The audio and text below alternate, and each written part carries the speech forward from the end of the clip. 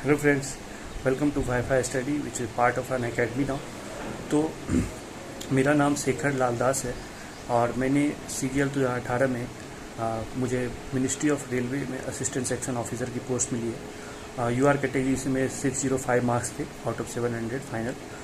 और मैंने ये वीडियो अभी आपके लिए बनाया है क्योंकि मुझे बहुत सारे कॉल्स आ रहे थे कि सर GK का सेक्शन कैसे टैकल करें, स्ट्रैटेजी क्या होनी चाहिए। एग्ज़ाम स्पेसिफिक स्ट्रैटेजी की मैं बात कर रहा हूँ कि एग्ज़ाम में कभी कभी होता है ना, GK के बारे में बोला ही जाता है कि what you know is a drop and what you don't know is an ocean. तो आप ऐसा नहीं कर सकते कि आप पढ़ के जो है मतलब हर चीज़ पढ़ ही लेंगे, नॉलेज से निकाल लेंगे। बहुत सारे रीजनिंग, लॉजिक, कॉमन सेंस, ये सब चीज़ें फिर बेसिकली है ना उस पार्टिकुलर एग्ज़ाम का रिवर्स इंजीनियरिंग करना, क्वेश्चन के थ्रू पढ़ना, रीड थ्रू क्वेश्चन। तो वही मैंने अपना ही पेपर 2019 का, फिर मैंने 2019 का भी CGL का एग्ज़ाम दिया था। मैं 20 क्वेश्चन अटैम्प्ट किया था और 20 में 20 सही था, 40 मार्क्स थे। तो वही पेपर मैं अपना अटैम्प्ट किया हूँ के थ्रू मैं आपको बताना चाह रहा हूँ कि किस तरह आपको GK कवर करना है, क्या करना है, एग्ज़ाम टाइम में क्या करना है, कैसे क्वेश्चन टैकल करने हैं। तो आप देखिए, काफ़ी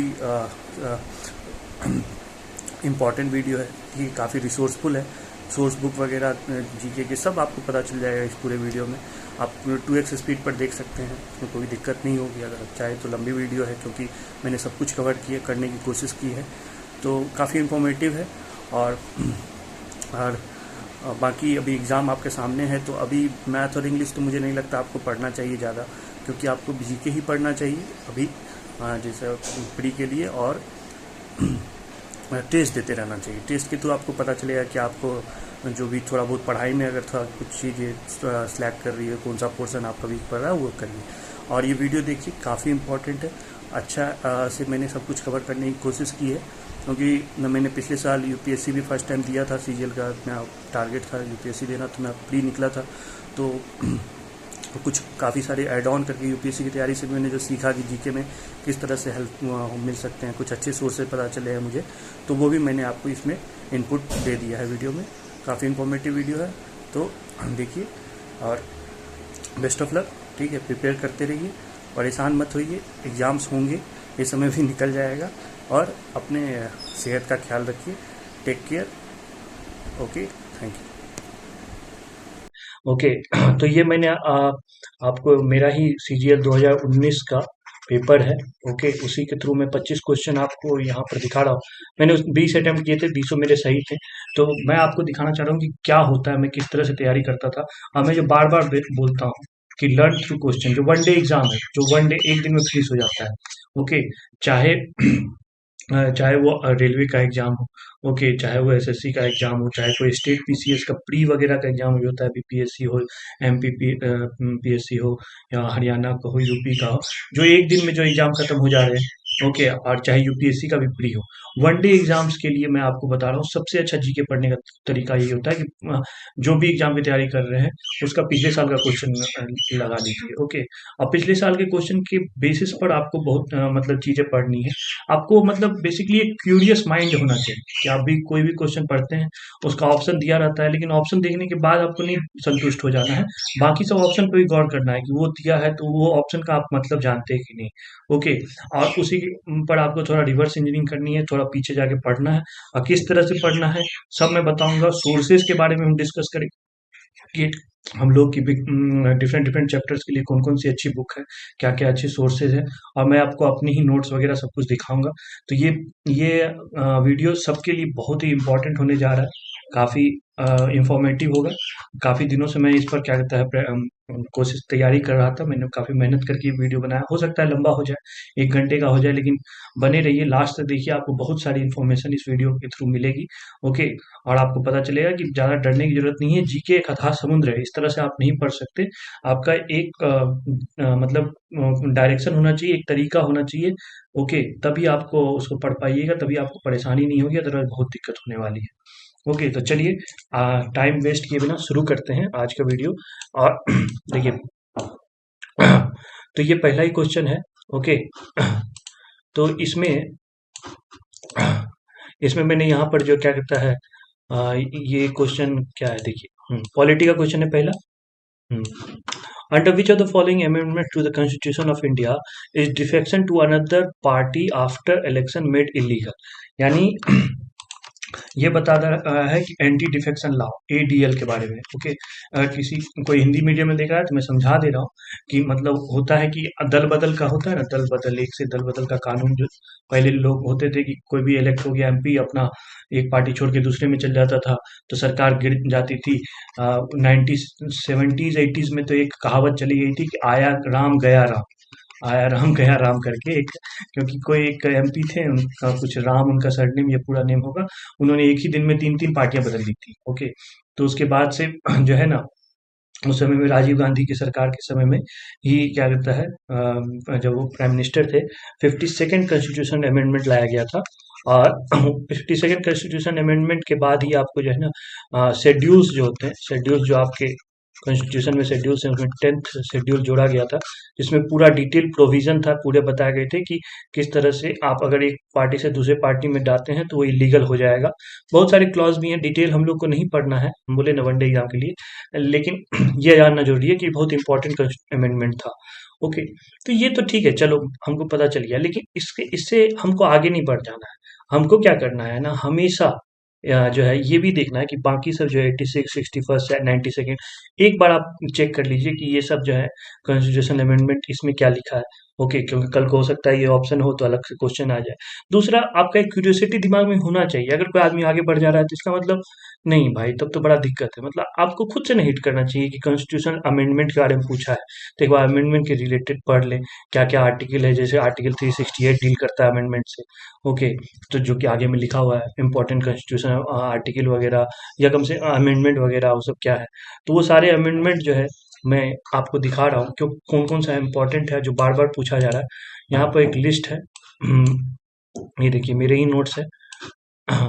आपको शुरू से मैं दिखा दे रहा हूँ, ठीक है। यहाँ देखिए, ये 44th हो गया। हाँ, यहाँ से शुरू करते हैं। मतलब एसएससी के हिसाब से वगैरह मैं दिखा रहा हूँ, यूपीएससी के हिसाब से तो बहुत सारे अमेंडमेंट है, बहुत इंपॉर्टेंट है। एक्चुअली होता क्या है ना, आप अगर वनडे एग्जाम की तैयारी करें एसएससी वगैरह में, तो आपको ये तो पता चलता है कि क्या पढ़ना है, आपको ये नहीं पता चलता है क्यों पढ़ना है, वो क्यों चीज, कोई चीज इंपॉर्टेंट है। ओके, तो ये नहीं पता चल पाती है। उसका रीजन क्या है ना, क्योंकि आप उसका बैकग्राउंड नहीं पढ़ते कि भाई वो अमेंडमेंट हुआ तो क्यों हुआ, क्या जरूरत थी। जब आप वो पढ़िएगा ना, जैसे अब हिस्ट्री के थ्रू पढ़िएगा, जैसे बोलते हैं जमा और मका। ओके, टाइम एंड स्पेस, उस समय का टाइम क्या था, जमाना क्या था, उस समय का स्पेस क्या था, उस माहौल क्या चल रहा था, मका क्या था, तब आपको पता चलता है कि वो चीज अपने टाइम में कितनी इंपॉर्टेंट थी। इसीलिए उसको बार बार पूछा जा रहा है। हिस्ट्री के भी क्वेश्चन इंपॉर्टेंट, कौन से क्वेश्चन इंपॉर्टेंट है वो आप इसीलिए उसका जब डिटेल में पढ़ते हैं तब पता चलता है। तो ठीक है, अगर आप नहीं पढ़ रहे, नहीं तैयारी कर रहे, आप यूपीएससी लेवल की तैयारी नहीं कर रहे, आप आरआरबी, फिर भी आप किसी टीचर से जो पढ़ रहे हैं वो आपको बता रहा है कि क्या इंपॉर्टेंट है, तो उसने कुछ पढ़ाई की है डीप में जाके, तो आपको मैं बता रहा हूँ कि इंपॉर्टेंट क्या क्या है कॉन्स्टिट्यूशन अमेंडमेंट। तो ये लिस्ट है। तो देखिए सबसे पहला है 1951, पहला ही जो आया था शुरू में ही, क्योंकि देखिए इंडिया में लैंड से रिलेटेड तो बहुत प्रॉब्लम हुआ था, हिस्टोरिकल है। और ये फ्रीडम फाइटर्स का प्रॉमिस था कि हम लोग लैंड जो है सेटलमेंट वगैरह सब लाएंगे, लैंड सीलिंग एक्ट आया था, अभी भी पूरी तरह से तो नहीं लगा, तो उसी से रिलेटेड सबसे पहला कॉन्स्टिट्यूशन था। अमेंडमेंट 1951 में ही आ गया था। 1950 में कॉन्स्टिट्यूशन ऑफ इंडिया 26 जनवरी हम लोग मनाते हैं, 26 जनवरी 1950 में कॉन्स्टिट्यूशन लागू हुआ था, और एक साल बाद ही आ गया था, और 9th शेड्यूल जोड़ा गया था। 9th शेड्यूल में जो एक्ट डाल देंगे उसको आप अमेंडमेंट नहीं कर सकते हैं, फिर बाद में उसको भी चेंज कर दिया गया था। गुरु केशवनाथ भारती केस ने बोला था कि नहीं आप कर सकते हैं। तो ये सब चीज़ तो कहानी पढ़नी है, लेकिन हमको मेन है कि हमको पहला जो है 1951 में आया था first constitution amendment act, 9th schedule जो था उसी के थ्रू क्रिएट हुआ था, तो ये जानना जरूरी है। ओके, फिर जो इम्पोर्टेंट, मैं सीधे 42nd पर जंप कर रहा हूँ, बता रहा हूँ कि 42nd 1976, ये तो इतना है कि इसको मिनी कॉन्स्टिट्यूशन बोला जाता है, छोटा कॉन्स्टिट्यूशन ही था कि इतना बड़ा कॉन्स्टिट्यूशन, मतलब इतना अमेंडमेंट किया गया था। ओके, तो ये वाला था। स्वर्ण सिंह कमेटी बैठाई गई थी उनके रिकमेंडेशन पर। तो इसमें इंपॉर्टेंट इंपॉर्टेंट क्या क्या हुए थे कि 10 फंडामेंटल ड्यूटीज जो है, फंडामेंटल ड्यूटीज आप पढ़ रहे हैं तो 51A आर्टिकल हो जाएगा। ओके, तो उससे आप इसका स्क्रीनशॉट ले सकते हैं। ओके, अगर दिख रहा है आपको, तो नहीं दिख रहा है तो फिर भी मैं आपको तरीका बता रहा हूँ। यहाँ पर हम लोग प्रोसेस जानना ज़्यादा जरूरी है कि किस तरह से पढ़ना है। ओके, तो 51A फंडामेंटल ड्यूटीज जोड़ा गया था। फिर workers participate in management of industry while increase. The president is bound to act on the advice of council of minister. President का जो वैसे बाद में फिर 44th किया गया था। 42nd में कुछ चीज़ें जो चेंज की गई थी, तो ये इंदिरा गांधी गवर्नमेंट थी, तो बाद में जनता पार्टी की सरकार आई 1978 में, तो उन्होंने कुछ कुछ चेंज किया, लेकिन इसको रहने ही दिया कि प्रेसिडेंट हाँ एक्ट करेगा ही एडवाइस पर, लेकिन एक बार वो वापस रिफर कर सकता है, लौटा सकता है, मतलब तो वो उसमें चेंज किया था। ठीक है, लोकसभा का टेन्योर देखिए, ये कोई 6 साल हो गया था, लेकिन अभी 5 साल क्यों है? क्योंकि जितना भी मतलब चीजें हुई थी 42nd में, बहुत सारी चीजें 44 से रिवर्स बैक कर दी गई थी। ओके, तो ये भी हटा दिया गया था। These subject were shifted to concurrent list, education, forest and wild life. ये क्वेश्चन भी पूछ पूछ के एसएससी यूपीएससी के एग्जाम में पूछ पूछ के पागल हो चुका है। मैं क्या बताऊं कि ये कुछ सब्जेक्ट थे जो कि 3 लिस्ट होते हैं ना तो वो तीनों लिस्ट में आपको कुछ लिस्ट होते हैं स्टेट लिस्ट, ओके, कुछ होते हैं central list, state legislative assembly बना सकती है, पार्लियामेंट बना सकता है सेंट्रल लिस्ट में, और कुछ होते हैं कंकरेंट लिस्ट जिसमें दोनों बना सकते हैं आपको लॉ। ओके तो उसमें education, forest, wild life, population control, weight and measures, ये याद कर लीजिए, ये कितनी बार पूछा है कि एजुकेशन किस लिस्ट में, तो ये कंकरेंट लिस्ट में, कंकरेंट लिस्ट में तो होती है समवर्ती सूची। ओके, समवर्ती सूची, ये तीनों सूची कहाँ पर है मेंशन? तो शेड्यूल 7 में है। ओके, तो वो सब आप देख लीजिएगा, वो तो मैं आपको बता रहा हूँ कि किस तरह से पढ़ना है। ओके, कि क्या क्या इंपॉर्टेंट चीजें होंगी। 44th में बोला था जनता पार्टी आई, फिर राइट टू प्रॉपर्टी आर्टिकल 31 जो है इसको हटाया गया था 44 से। ये क्वेश्चन भी कई बार पूछा है। Excluded from the list of fundamental right and has been establish as legal right under 300A, यानी पहले आर्टिकल जो था आपको फंडामेंटल राइट था आपको ये आर्टिकल 31 के थ्रू राइट टू प्रॉपर्टी। ठीक है, तो प्रॉपर्टी का अधिकार अब लीगल राइट है, फंडामेंटल राइट नहीं है, तो ये चेंज कहाँ से हुआ? 44th से हुआ। फिर देखिए जो एक्चुअली वही बोल रहे कि आप उस समय की हिस्ट्री के थ्रू पढ़िए, तब पता चलेगा क्यों इंपॉर्टेंट है। इमरजेंसी लगा दी थी इंदिरा गांधी ने। ओके, इंटरनल डिस्टर्बेंस के नाम पर पहले था कि इमरजेंसी जो है आर्टिकल 356 इमरजेंसी से डील करता है, तो उस पर इंटरनल डिस्टर्बेंस भी एक क्लॉज था, तो उसको हटा के इंटरनल आर्म रिबेलियन लगा दिया गया, चेंज कर दिया गया ये वर्डिंग को, जिससे कोई इसका मिसयूज न करे। ओके, वार, एक्सटर्नल एग्रेशन और इंटरनल आर्म रिबेलियन, अब 3 चीजें ग्राउंड हो गई है। ये सब तो पढ़ा होगा आपने, तो वही है कि इंपॉर्टेंट जो 42 44 उसमें क्या क्या हुआ। ठीक है, national assembly shall not be proclaimed except on the written recommendation of cabinet. मतलब समझिए जो भी चीज 42nd में गलत होने को हुआ, 44th में उसे रेक्टिफाई किया गया। ओके, फिर देखिए यहीं पर मैंने बीच में लिखा है 52nd amendment 1985 anti defection law schedule 10 आया। फिर 61st क्यों इंपॉर्टेंट है ये भी पूछा हुआ है। 61st अमेंडमेंट, इसमें एज घटा के 21 से 18 साल कर दिया गया था वोटिंग एज, तो ये भी एक बड़ा सिग्निफिकेंट चेंज है। क्यों इंपॉर्टेंट क्यों है समझ रहे? 3 साल घटाना समझ रहे हैं कि ये 3 साल के गैप में इंडिया में कितने ज्यादा लोग जो है नए वोटर सब आ गए। ओके, तो पूरा इलेक्शन का वो पूरा यही चेंज कर दिया कि इतने लोग 18 से 21 साल वाले कितने लोग आ गए, वोटर लिस्ट में उनका नाम आ गया, तो उन लोग को भी अधिकार हो गया, उन लोग भी वोट देंगे, तो लोग इन्फ्लुएंस करेंगे। तो ये एक बहुत बड़ा मेजर चेंज है, और इससे आप लोगों को राइट्स दे रहे हैं, पॉलिटिकल राइट, तो इसीलिए इम्पोर्टेंट है। ओके, फिर देखिए 65 amendment national commission for the schedule caste and schedule tribe. ये इंपॉर्टेंट क्यों है 65? क्योंकि अभी से हाल ही में 102nd अमेंडमेंट हुआ है, और नेशनल कमीशन फॉर ओबीसी को आपको कॉन्स्टिट्यूशनल स्टेटस दे दिया गया है। ओके, तो आप अगर ये हुआ है तो हो सकता है बाद में ये भी पूछ दे कि मतलब बाकी जो है नेशनल कमीशन ऑफ एसटी को कब दिया गया था, शेड्यूल कास्ट एससी एसटी वाला को कॉन्स्टिट्यूशनल स्टेटस। फिर 69, ये बहुत इंपॉर्टेंट है, the union territory of Delhi was renamed as national capital of Delhi region NCR. ठीक है, it provided 70 members state assembly, तो ये पूछता है 70 मेंबर होते हैं असेंबली में। ये आर्टिकल 239 से डील होता है, इस पर फिर से कंट्रोवर्सी हो रही है। तो होता क्या है ना कि पीछे का क्या इंपॉर्टेंट है वो तो उस समय में के हिसाब से इंपॉर्टेंट आपको पता ही चलता है। कुछ चीजें होती है कि अभी करंट में न्यूज में आ रही है, तो जब न्यूज में आ रही है करंट अफेयर्स जो आप पढ़ते हैं, तो उससे रिलेटेड स्टैटिक फैक्ट जो है पुराने, वो भी इंपॉर्टेंट हो जाते हैं पढ़ना। वापस से एक बिल इंट्रोड्यूस किया जा रहा है, पार्लियामेंट में केंद्र सरकार कर रही है कि जो दिल्ली में जो है जो एलजी होता है उसकी पावर को बढ़ाने के लिए, तो फिर से ये वाला आर्टिकल इम्पोर्टेंट हो जा रहा है। ये वाला आपको अमेंडमेंट इम्पोर्टेंट हो जा रहा है, दिल्ली से रिलेटेड प्रोविजंस। ये तो हमेशा से इम्पोर्टेंट रहा है, 73rd या 74th, क्योंकि इससे पंचायती राज बने थे। उसमें 29 सब्जेक्ट थे, म्यूनसिपैलिटी को 18 सब्जेक्ट दिए गए थे। ये सब्जेक्ट लिखे कहाँ हैं? तो ये शेड्यूल 11 में लिखा है, इसमें 12 में लिखा है। ओके, ये सब मैं आपको। फिर 84th क्यों इम्पोर्टेंट है? 3 नया स्टेट बना था, छत्तीसगढ़, झारखंड, उत्तराखंड। ओके, मैं छत्तीसगढ़ मध्य आपको क्रिएट किया गया था मध्य प्रदेश को से, झारखंड बिहार से काट के, उत्तराखंड आपको उत्तर प्रदेश से। और एक और चीज हुई थी कि seats were freezed in Lok Sabha until 2000 as per the 1971 census. ये भी इम्पोर्टेंट है कि जो अभी आप सीट बोलते हैं ना, लोकसभा की मैक्सिमम कैपेसिटी 552 है। ओके, तो मैक्सिमम इतनी है। तो एक्चुअली ये भी आप अभी न्यूज में है कि 585 हो गई है, क्योंकि एक नया कॉन्स्टिट्यूशन अमेंडमेंट जो अभी आया है 104 वाला, उससे यही किया गया है कि जो एंग्लो इंडियन के लिए 2 सीटें थी। एक्चुअली ये प्रोविजन 70 साल के लिए ही था कि एंग्लो इंडियन के लिए 2 सीटें रहेंगी। अब वो हट गया है, तो उसको हटा दिया गया, अब ये 2 की जरूरत नहीं है, तो ये 550 है। या आप एक बार इसको देख लीजिएगा, ये करंट अफेयर्स का न्यूज है, 104th कॉन्स्टिट्यूशन अमेंडमेंट हुआ है। लेकिन इससे जो भी हुआ है, तो जो भी मैक्सिमम कैपेसिटी लोकसभा की थी उसको फ्रीज कर दिया है कि 2026 तक। ये उसी समय डिसाइड कर लिया गया था 2001 में कि 2026 तक जो है ना यही रहेगा, हम लोग चेंज नहीं करेंगे। ओके, टोटल सीट चेंज नहीं करेंगे उसका। मतलब आपस में चेंज करेंगे कि मतलब कॉन्स्टिट्यूशन मतलब कि बाउंड्री जो है डिसाइड होती है, ठीक है, कि एक स्टेट में कितनी लोकसभा की सीट है, तो उसका एरिया होता है इतने तक, एरिया जो है लोकसभा का होता है, उसको डिलिमिटेशन बोलते हैं, डिलिमिटेशन कमीशन उसको दायरा निकालती है।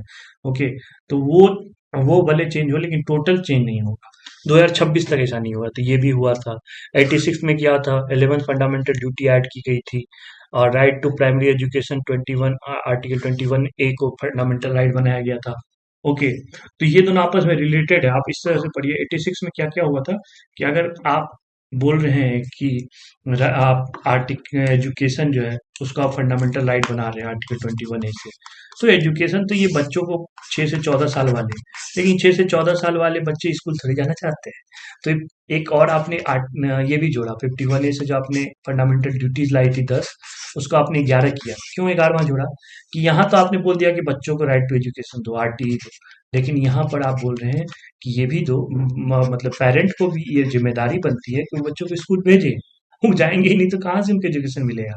तो एक ड्यूटी बनती है पेरेंट की, तो यानी आपस में इस तरह से कोरिलेट करके पढ़िए। ओके, फिर आप इम्पोर्टेंट और सब देख लीजिए, 91 है, 99 है, क्या क्या हुआ था। ओके, इकानवे का total number of minister in the central council of minister shell not be exceed 15%। ये जो ये है ना अभी, कि जितनी भी मतलब आपको अ, ये जो है 15% total length of Lok Sabha, Lok Sabha की जितनी भी है, मान लीजिए टोटल स्टेट 550, तो उसका 15% निकाल लीजिए, जितना भी आता है। टोटल मिनिस्टर उससे ज़्यादा नहीं होने चाहिए। लेजिस्लेटिव असेंबली में भी यही होनी चाहिए, जितने एमएलए होंगे उसका 15%, हर स्टेट में उससे ज़्यादा आपको मिनिस्टर नहीं होनी चाहिए। आज इधर 15% निकाल लीजिए, पार्लियामेंट में जाओ तो सेंट्रल में भी उससे ज़्यादा मिनिस्टर नहीं होने चाहिए। तो ये भी कब से आया? 91st से आया। फिर 99 है collegium system, NJSC, national judicial appointing authority. Okay, commission आया था, लेकिन इसको तो फिर क्वाश कर दिया यूपीएससी सुप्रीम कोर्ट ने। तो ये सब है। फिर 100 वाला क्या था? 100 वाला था आपको इंडिया और बांग्लादेश में लैंड बाउंड्री एग्रीमेंट हुआ था।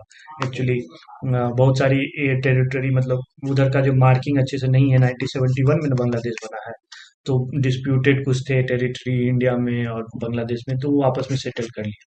ये जरूरी है, इंडिया मतलब कोई भी कंट्री को प्रॉस्पेरस होना है, तो ये सब लैंड डिस्प्यूट वगैरह जो भी हम लोग का जैसे चाइना पाकिस्तान से चल रहा है, जल्दी से उसको सेटल करे, अपना ध्यान कहीं और लगाए।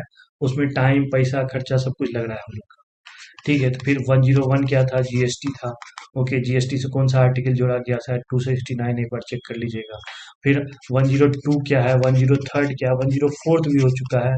102 क्या है? 103 क्या है? 103 ईडब्ल्यूएस का जो रिजर्वेशन वाला लाया है।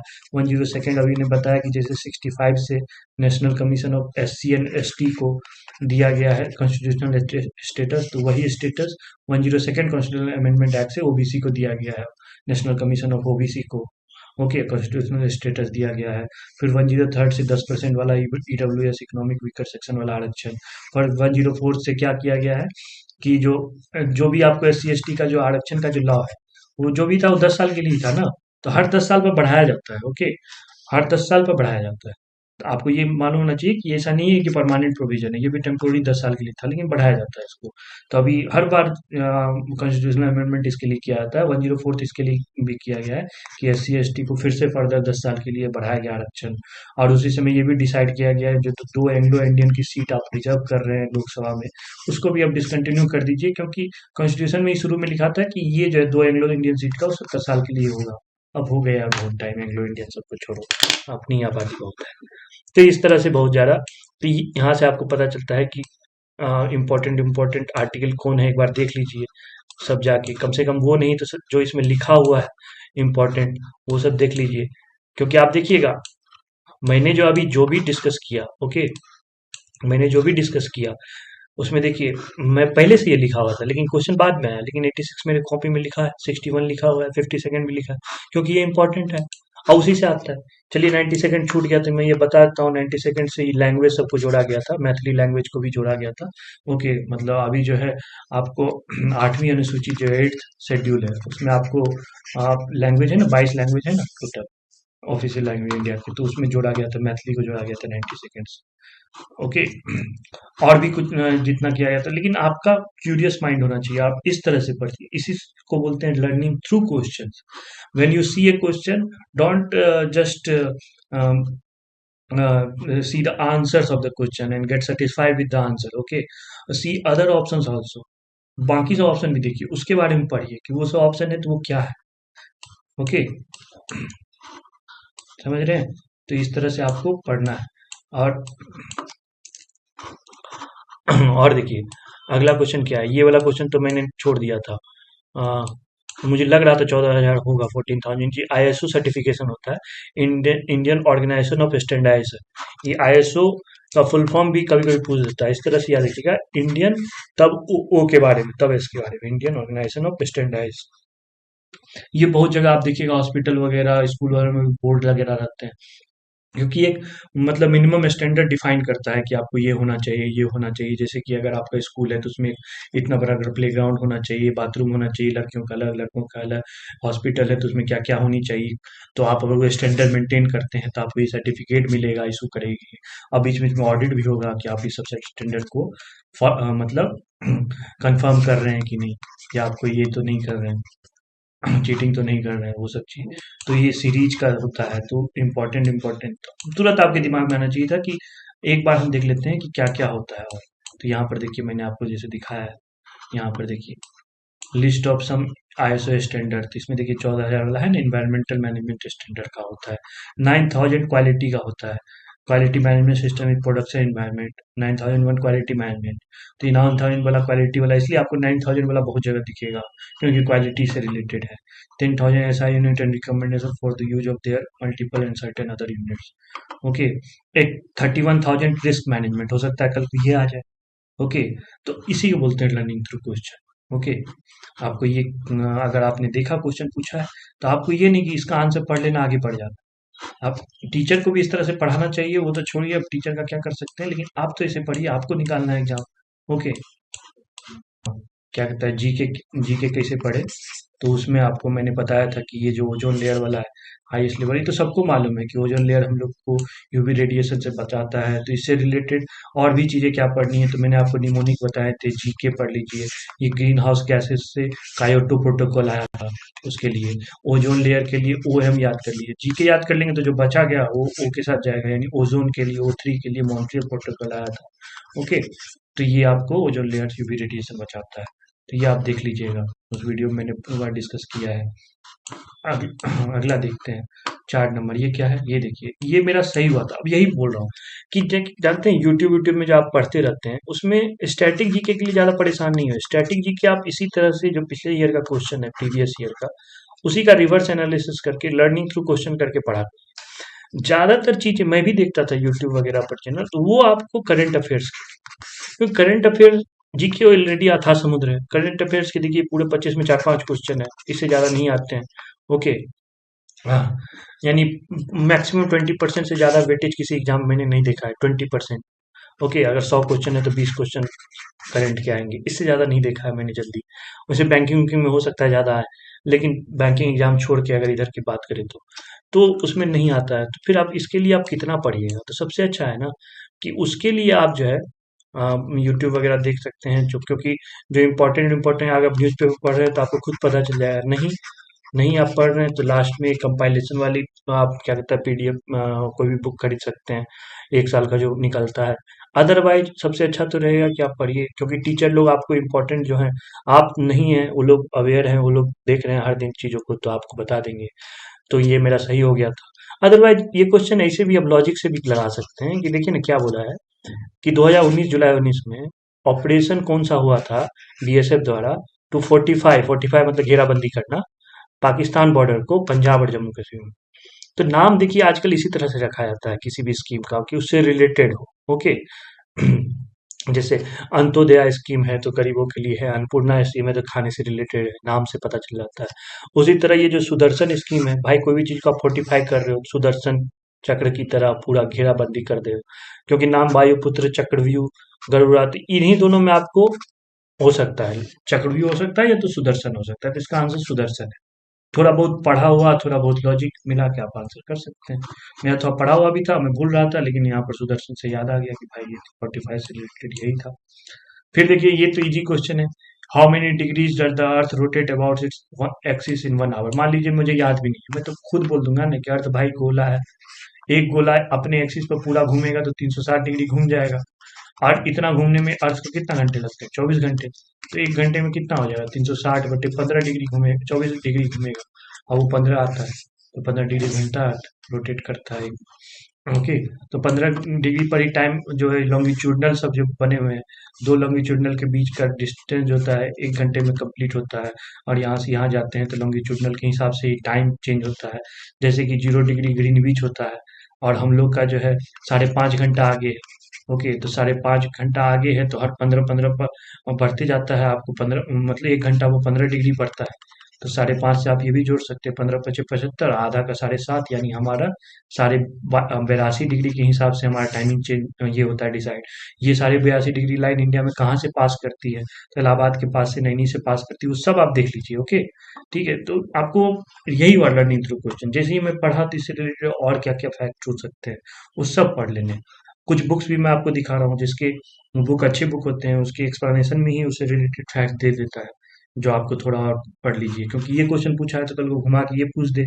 ओके, कि टाइमिंग वाला आप कैसे डिसाइड करते हैं कि एक देशांतर जो बोलते हैं, एक देशांतर, तो 15 डिग्री देशांतर पर 1 घंटा टाइम चेंज होता है, लॉन्गिट्यूडनल।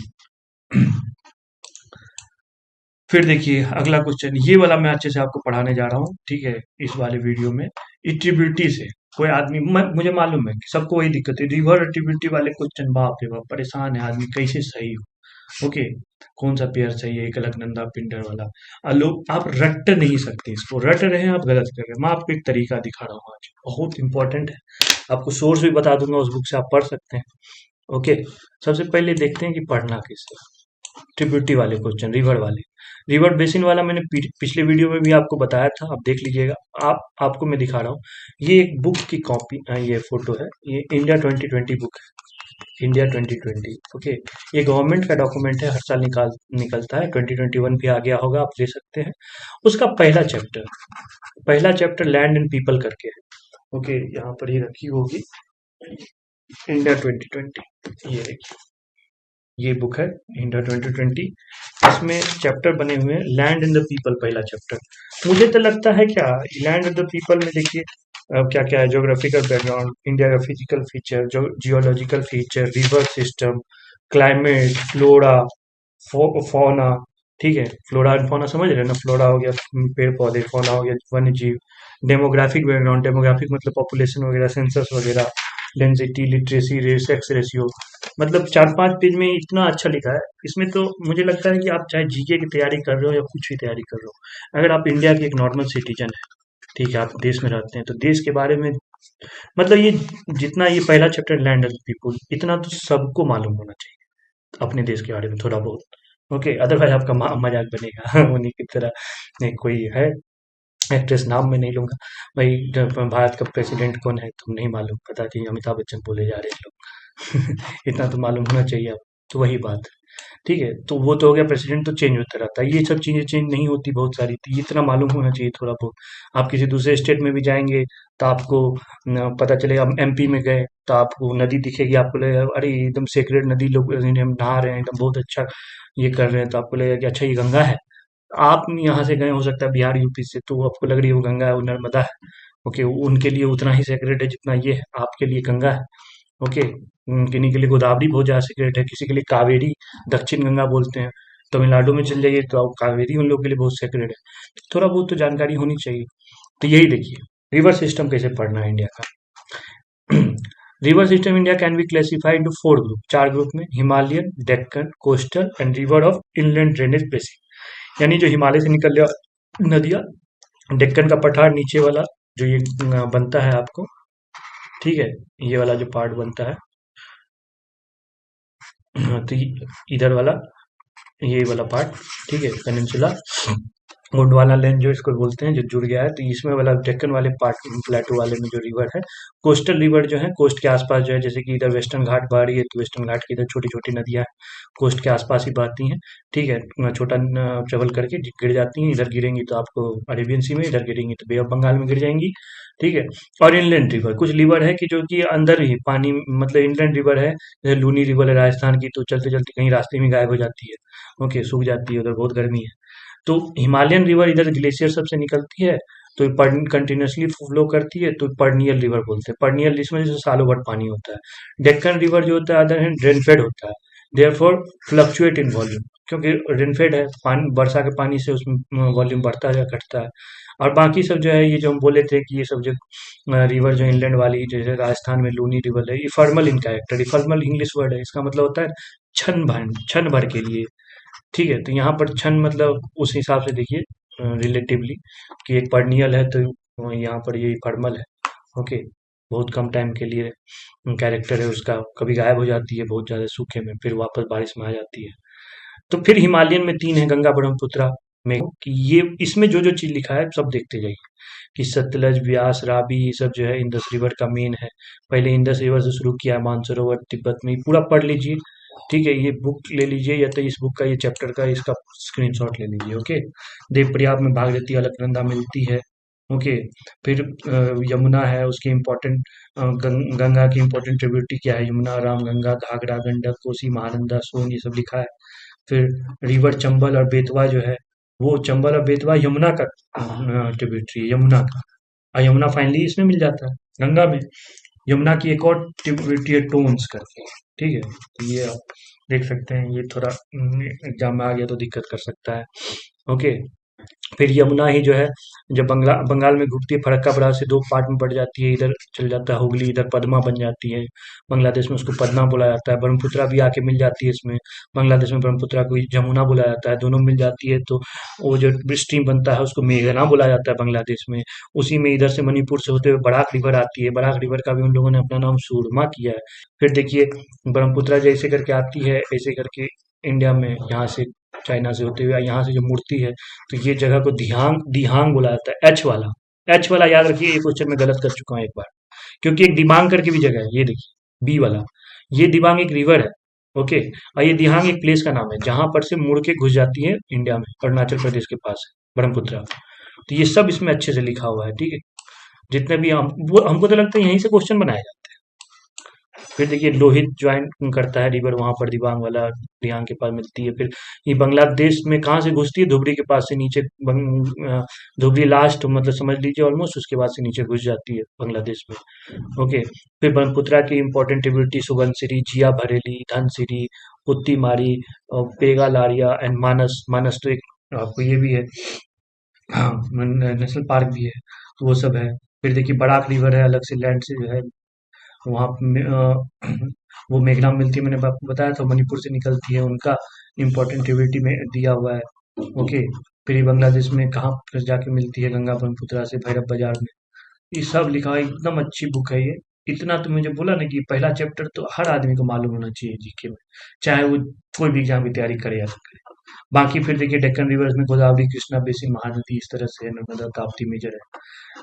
तो अब बताया हूँ कि मैं करना क्या है। इस तरह से रिवर और उसके ट्रिब्यूटरी रटने का मेरे पास समय नहीं है, मैं तो दिखा दिया इसमें लिखा हुआ है। लेकिन हम करेंगे क्या, और इस तरह से अगर हम करेंगे तो कोई क्वेश्चन नहीं छूटेगा। देखिए करना क्या है, करना ये है कि रिवर्स बहुत है इंडिया में, और ट्रिब्यूटरी रटने बैठेंगे तो पॉसिबल नहीं है। महादेव बहुत, रिवर बेसिन्स याद करिए, इंपॉर्टेंट। इसमें वही लिखा हुआ है, 12 मेजर और 8 माइनर बेसिन्स है इंडिया में।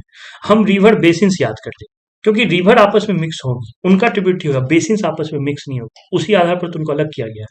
तो अगर हम रिवर बेसिन्स याद कर ले तो हमको बहुत फायदा होने वाला है। कैसे, वो मैं आपको दिखाता हूँ। फिर क्वेश्चन भी मैं आपको दिखाऊँ कि अगर आप रिवर बेसिन करके याद करेंगे तो यूपीएससी का एक क्वेश्चन मैं आपको सॉल्व करवा दूंगा। ठीक है, ये देखिए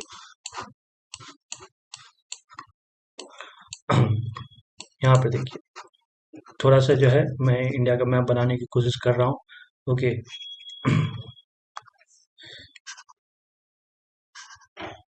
तो रिवर बेसिन करके अगर हम याद करेंगे ना तो फायदा क्या होने वाला है कि अल्टीमेटली हमको ज्यादा रटना नहीं पड़ेगा, हम लोग एलिमिनेट कर सकते हैं ऑप्शन को। ठीक है, और मेन क्या है, हमको आंसर बनाने से मतलब है, आंसर हमारा पता चल जाना चाहिए। ठीक है, हाँ, अच्छा नहीं बना है, चलिए कोई बात नहीं, बस एक रेफरेंस के लिए मैं आपको बताने जा रहा हूँ। देखिए रिवर बेसिन, रिवर बेसिन्स जो है इंडिया में टोटल देखिए 12 मेजर है। 12 मेजर के नाम इसने बोल दिया है कि इंदस है, तो देखिए मोटा मोटी कर देंगे कि इधर इधर इंदस होगा, ऊपर से जाएगी। ठीक है, इंदस हुआ, गंगा, ब्रह्मपुत्रा, मेघना। तो देखिए गंगा तो इधर से यहाँ से निकलती है, इधर से होती जाएंगी। ठीक है, गंगा हो जाएगा ये। फिर ब्रह्मपुत्रा तो इधर से इंडिया में आती है, इधर जाती है। फिर ये जो भी होता है मेघना उगना पार्ट बंगाल में होता है। ठीक है, उसके बाद क्या है, गोदावरी है, कृष्णा है। ठीक है, तो गोदावरी इधर आपको निकलती है और इधर जाती है गोदावरी, उसके नीचे से कृष्णा है, गोदावरी, फिर उसके बाद कृष्णा आती है। और ऊपर से ही नीचे दिया हुआ है, नॉर्थ से साउथ ही लिखा हुआ है। फिर उसके बाद नीचे में कावेरी है, कावेरी इधर से निकल के तमिलनाडु केरला होते हुए जाती है, कर्नाटक से निकलती है। गोदावरी कहीं वेस्टर्न घाट से इधर से नासिक के पास से निकलती है, उसके नीचे से कृष्णा निकलती है, इधर से कावेरी निकलती है। ठीक है, फिर महानदी है, महानदी इधर उड़ीसा के आसपास निकलती है। तो ये कृष्णा से ऊपर होगी, महानदी इधर से कहीं होगा। ठीक है, पेन्नार रिवर है, थोड़ा नीचे से होगा। ठीक है, तमिलनाडु के आसपास है पेन्नार वाला। फिर उसके बाद देखिए ब्राह्मणी या बैतरणी इधर ही पास में है, ब्राह्मणी या बैतरणी छत्तीसगढ़ और उड़ीसा के बाउंड्री पर बहती है। ठीक है, ब्राह्मणी या बैतरणी। फिर साबरमती, साबरमती इधर के है। ठीक है, साबरमती गुजरात में बहती है। फिर माही, माही इधर बहती है आपको तेलंगाना के पास, उत्तर प्रदेश में, सॉरी तेलंगाना के पास, हैदराबाद के पास, तेलंगाना में। फिर नर्मदा और ताप्ती, नर्मदा और ताप्ती दो मेजर रिवर है जो आपको वेस्टर्न साइड जाती है, नर्मदा और ताप्ती इधर हो गया। ठीक है, तो ये 12 बेसिन देख रहे हैं। यानी कल को अगर कोई गंगा की ट्रिब्यूटरी पूछे और उसमें इसको, इस नॉलेज का हम यूज ऐसे करेंगे कि कल को गंगा की ट्रिब्यूटरी पूछे, उसके ऑप्शन में कुछ भी हो, लेकिन उसके ऑप्शन में साबरमती, माही, नर्मदा अगर ताप्ती सब दिया है तो गलत है, क्योंकि वो तो एक अलग ही रिवर बेसिन है। रिवर बेसिन आपस में थोड़ी मिलेंगी, तो हम रिवर बेसिन याद कर लेते हैं मेजर। ये हमेशा याद रखिए कि पेन्नार एक रिवर बेसिन है। अगर ऑप्शन में पेन्नार है कि इस रिवर का ये है कि नहीं, कृष्णा का है कि नहीं, तो या यानी साबरमती कभी भी कृष्णा की ट्रिब्यूटरी नहीं हो सकती, माही कभी नहीं हो सकती, पेन्नार कभी किसी और इसमें से जो लिस्ट है आपस में नहीं हो सकता। यानी ये 12 आपस में मिक्स नहीं कर सकते, क्योंकि रिवर बेसिन है। फिर उसी तरह 8 छोटे छोटे हैं, स्वर्ण रेखा, भले ही छोटे हैं लेकिन ये भी बेसिन है। ठीक है, स्वर्ण रेखा है, फिर बैतरणी वाला जो है। फिर देखिए east flowing rivers between Mahanadi और पेन्नार, मैंने बोला था कि महानदी ऊपर है, पेन्नार नीचे, उसके बीच में भी कुछ रिवर्स होंगी इस तरह जाने वाली। East flowing rivers between Pennar and Kanyakumari, Pennar Tamil Nadu है, कन्याकुमारी लास्ट है, इसमें बीच में भी कुछ छोटे छोटे रिवर होगी। Area of inlet radius in Rajasthan desert, Rajasthan desert में जो लूनी वाला जगह है। West flowing rivers of Kutch and Saurashtra, Kutch और सौराष्ट्र में जो आपको छोटा छोटा रिवर है, इंक्लूडिंग लूनी वाला। West flowing rivers between Tapti and Tadri, Tapi west flowing river है, तादरी है, उन दोनों के बीच में छोटा छोटा रिवर है। West flowing river between Tadri and Kanyakumari, फिर तादरी और कन्याकुमारी इधर वेस्ट साइड में, यानी जो वेस्टर्न घाट के बाद छोटा सा जगह है, वेस्टर्न घाट के बाद जो नीचे इधर सीधे मिल जाती है अरेबियन सी में, वेस्टर्न घाट से निकल के। तो माइनर रिवर्स ड्रेनेज और ये सब हो गया, ठीक है। अब यहीं पर देखिए कि east flowing rivers between Pennar and Kanyakumari, ठीक है, east flowing river between Mahanadi and Pennar, ठीक है। तो ये जो east flowing river between Mahanadi and Pennar है, इसमें एक है बमसा धारा, ठीक है, बमसा धारा, ये आप देख लीजिएगा। तो इस तरह से अगर हमको मालूम है कि ये इतने सारे स्वर्णरेखा हो गया, यानी ये नाम आपस में हमको तापी तादरी कहीं ऑप्शन में है, कहीं भी, ठीक है, पेन्नार कहीं ऑप्शन में, महानदी है, स्वर्णरेखा है, तो ये आपस में मिक्स नहीं होगा, क्योंकि these are river basins, not rivers. बस ये एक छोटा सा चीज अगर दिमाग में है, और कुछ जो है बड़े बड़े रिवर जो गंगा उंगा का ट्रिब्यूटरी जैसे इसमें लिस्ट में है वो याद है, तो आप एलिमिनेशन टेक्निक से आप किसी भी क्वेश्चन का आंसर निकाल सकते हैं, बस इतना ही रखना है। ये 20 वगैरह 20 मेजर रिवर बेसिन्स, दो तीन जो रिवर सिस्टम गंगा ब्रह्मपुत्र और इंडस वाले का इम्पोर्टेंट, और कुछ कुछ थोड़े बहुत इसका भी याद कर लीजिएगा, ठीक है, कावेरी इसका, गोदावरी और कृष्णा का, ठीक है। तो मुश्किल से 40-50 रिवर का नाम मुश्किल से आपको याद होगा, 20 जिसमें बेसिन्स होंगे, ये इंपॉर्टेंट। तो फिर आप एलिमिनेशन से आप निकाल लेंगे आंसर। और कैसे, ये देखिए, ये देखिए देखिए करना क्या है, आंसर तो आपको दिख ही गया, कोई बात नहीं। चलिए मैं आपको दिखा रहा हूँ, देखिए यूपीएससी का क्वेश्चन पूछा हुआ है। मान लीजिए क्वेश्चन है कि which consider following river, which are the following tributary of Godavari. अभी हमने पढ़ा गोदावरी का, मैंने ट्रिब्यूटरी आपको पढ़ा है, नहीं पढ़ा है, नहीं ना पढ़ा है, लेकिन मैंने आपको बेसिन्स पढ़ा है। मुझे मालूम है कि पेन्नार एक अलग रिवर बेसिन है, तो 4 ऑप्शन नहीं होगा, 4 नहीं होगा, 4 नहीं होगा, ठीक, ये खत्म, ये खत्म, 1 2 3 2 3। तो ये 2 3 दोनों में कॉमन है, यानी 1 पर विचार करते हैं। अभी जस्ट मैंने बताया था कि वमसा धारा जो बोला था ना, कि इसके बीच में कुछ छोटे छोटे रिवर है जो माइनर ट्रिब्यूटरी बनाती है, उसी का मैंने आपको एक नाम बोला था कि वमसा धारा होता है, ठीक है, जो इसके बीच में है। तो हमको ये पता चल गया कि ये सब रिवर बेसिन्स के नाम है, ठीक है। तो रिवर बेसिन्स कैसे होगा, हमको नहीं मालूम गोदावरी का कौन सा है, लेकिन भैया वमसाधारा पेन्नार नहीं होगा, तो इंद्रावती और प्राणिता आंसर, ठीक है। इसी से हमको थोड़ा ये भी पता चलेगा कि गोदावरी की ट्रिब्यूटरी इंद्रावती और प्राणिता होती है। घंटा हमको नहीं मालूम, हम डट के नहीं जाए, हमको ट्रिब्यूट बेसिन्स के बारे में जानकारी है, तो हम इस क्वेश्चन को एलिमिनेशन से बना सकते हैं। और जब हम यूपीएससी क्वेश्चन बना सकते हैं, तो बाकी सब छोटे क्वेश्चन, ओके। अब बाकी जो है, जो ये 3 रिवर की होती हैं, गंगा ब्रह्मपुत्र, उस सब का जो है, फिर कोई अगर कोई चीज नया न्यूज में आ गया, तब हम लोग करेंगे। जैसे ये देखिए एक नया न्यूज में अभी जो उधर उत्तराखंड में जो भी चमोली डिस्ट्रिक्ट में हुआ ओके, जो आपको फ्लैश फ्लड आया था, तो उसके बाद ये न्यूज में हो गया, क्योंकि हम लोग गंगा के बारे में पढ़ते हैं। ये मालूम है कि देव प्रयाग में गंगा और भागीरथी अलकनंदा भागीरथी मिलती है, तो वहां के बाद इसको गंगा बुलाया जाता है। लेकिन इससे पहले अलकनंदा बहुत दूर से आती है, भागीरथी इधर गंगोत्री से आती है, अलकनंदा इधर बद्रीनाथ से आती है, ओके। और इस बीच में बहुत सारी रिवर इनसे मिलती है। तो हो सकता है न्यूज में आने का ये वाला चीज हम एक बार देख ले, कि इधर से आती है अलकनंदा होते हुए, ठीक है, और सबसे पहले आपको मिलता है विष्णु प्रयाग, यहाँ सबसे पहले विष्णु जी आएंगे, ओके। विष्णु प्रयाग में धौली गंगा आके इससे मिलेगी अलकनंदा से, फिर अलकनंदा आगे बढ़ेगी और नंदाकिनी रिवर आके नंद प्रयाग में मिलेगी, फिर उसके बाद पिंडर रिवर आती है इधर से और उसको कर्ण प्रयाग में मिलेगी, फिर अलकनंदा से फिर महादायिनी रिवर आके रुद्र प्रयाग में मिलेगी, फिर अलकनंदा से आके भागीरथी उसमें देव प्रयाग में मिलेगी, और इसके बाद कोई प्रयाग उर्याग नहीं मिलेगी। इसके बाद गंगा, इसका नाम ही गंगा हो जाएगा और गंगा आगे बढ़ जाएगी, ओके। फिर गंगा में बहुत सारी नदियां मिलेगी, ओके। ये है भागीरथी रिवर। कल को अगर क्वेश्चन पूछे कि टेहरी डैम किस पे है, तो आपको भागीरथी आंसर देना है, क्योंकि टेहरी डैम भी इस वाले पर है। गंगा तो अभी बनी ही नहीं, गंगा तो बाद में बनेगी। टेहरी डैम अगर ऑप्शन में गंगा है तब तो अगर भागीरथी नहीं है तो गंगा मारी, लेकिन ऑप्शन में भागीरथी और गंगा दोनों है, तो most suitable answer will be Bhagirathi, okay. तो आप इस तरह से पढ़िए, तो ये वाला भी आपको गूगल करिए मिल जाएगा, ये तो मैंने हाथ से ड्रॉप किया है, ओके। तो हम इस तरह से भी पढ़ेंगे कि ये देखिए न्यूज का आर्टिकल, तो कैसे पढ़ना है जीके, वो होता है कि कुछ जो न्यूज में आ गई उसका भी स्टैटिक पार्ट हम देख ले, प्लस जो ऑलरेडी स्टैटिक पार्ट पूछा हुआ है उसका हम लर्न थ्रू क्वेश्चन कर ले, और बाकी करंट अफेयर थोड़ा बहुत जो है कुछ टीचरों की मदद से पढ़ ले, और यूट्यूब पे या आपको कोई बुक से हो गया, और इतना आप नंबर ला सकते हैं कि 20 बनाए तो 20 सही है, ओके, आप भी ला सकते हैं। फिर देखिए विच of the following heritage site, हाँ जैसे यहाँ पे मैंने बोला था, अब देखिए अगला क्वेश्चन आप बना लीजिएगा फट से, क्या दिक्कत है।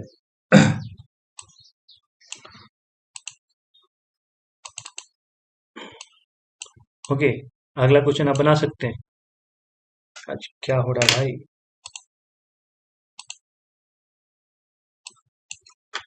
हाँ, कि ये देखिए, ये वाला क्वेश्चन जो है, ये वाला क्वेश्चन आप आराम से बना सकते हैं। अलकनंदा और पिंडर, विच of the following pair is correctly match? देखिए, अलकनंदा में तो इतनी सारी मिल रही थी, पिंडर भी मिल रहा था, उधर महादायिनी भी आ रही थी, तो अलकनंदा वाला सही है। इंदस का सुबनसिरी नहीं होगा, सुबनसिरी अभी ब्रह्मपुत्रा का पढ़े थे। कृष्णा का मंजिरा हमको ये थोड़ा देखना पड़ेगा, लेकिन हमको ये तो मालूम है कि अलकनंदा का पिंडर थी, सही है भाई। गोदावरी का काबिनी नहीं है, अभी हम लोग पढ़े थे प्राणी था, और वो वाला, वैसे और भी है। 6 नंबर, और इसी तरह आगे भी एक 12 नंबर क्वेश्चन है, वो भी देख ही लेते हैं।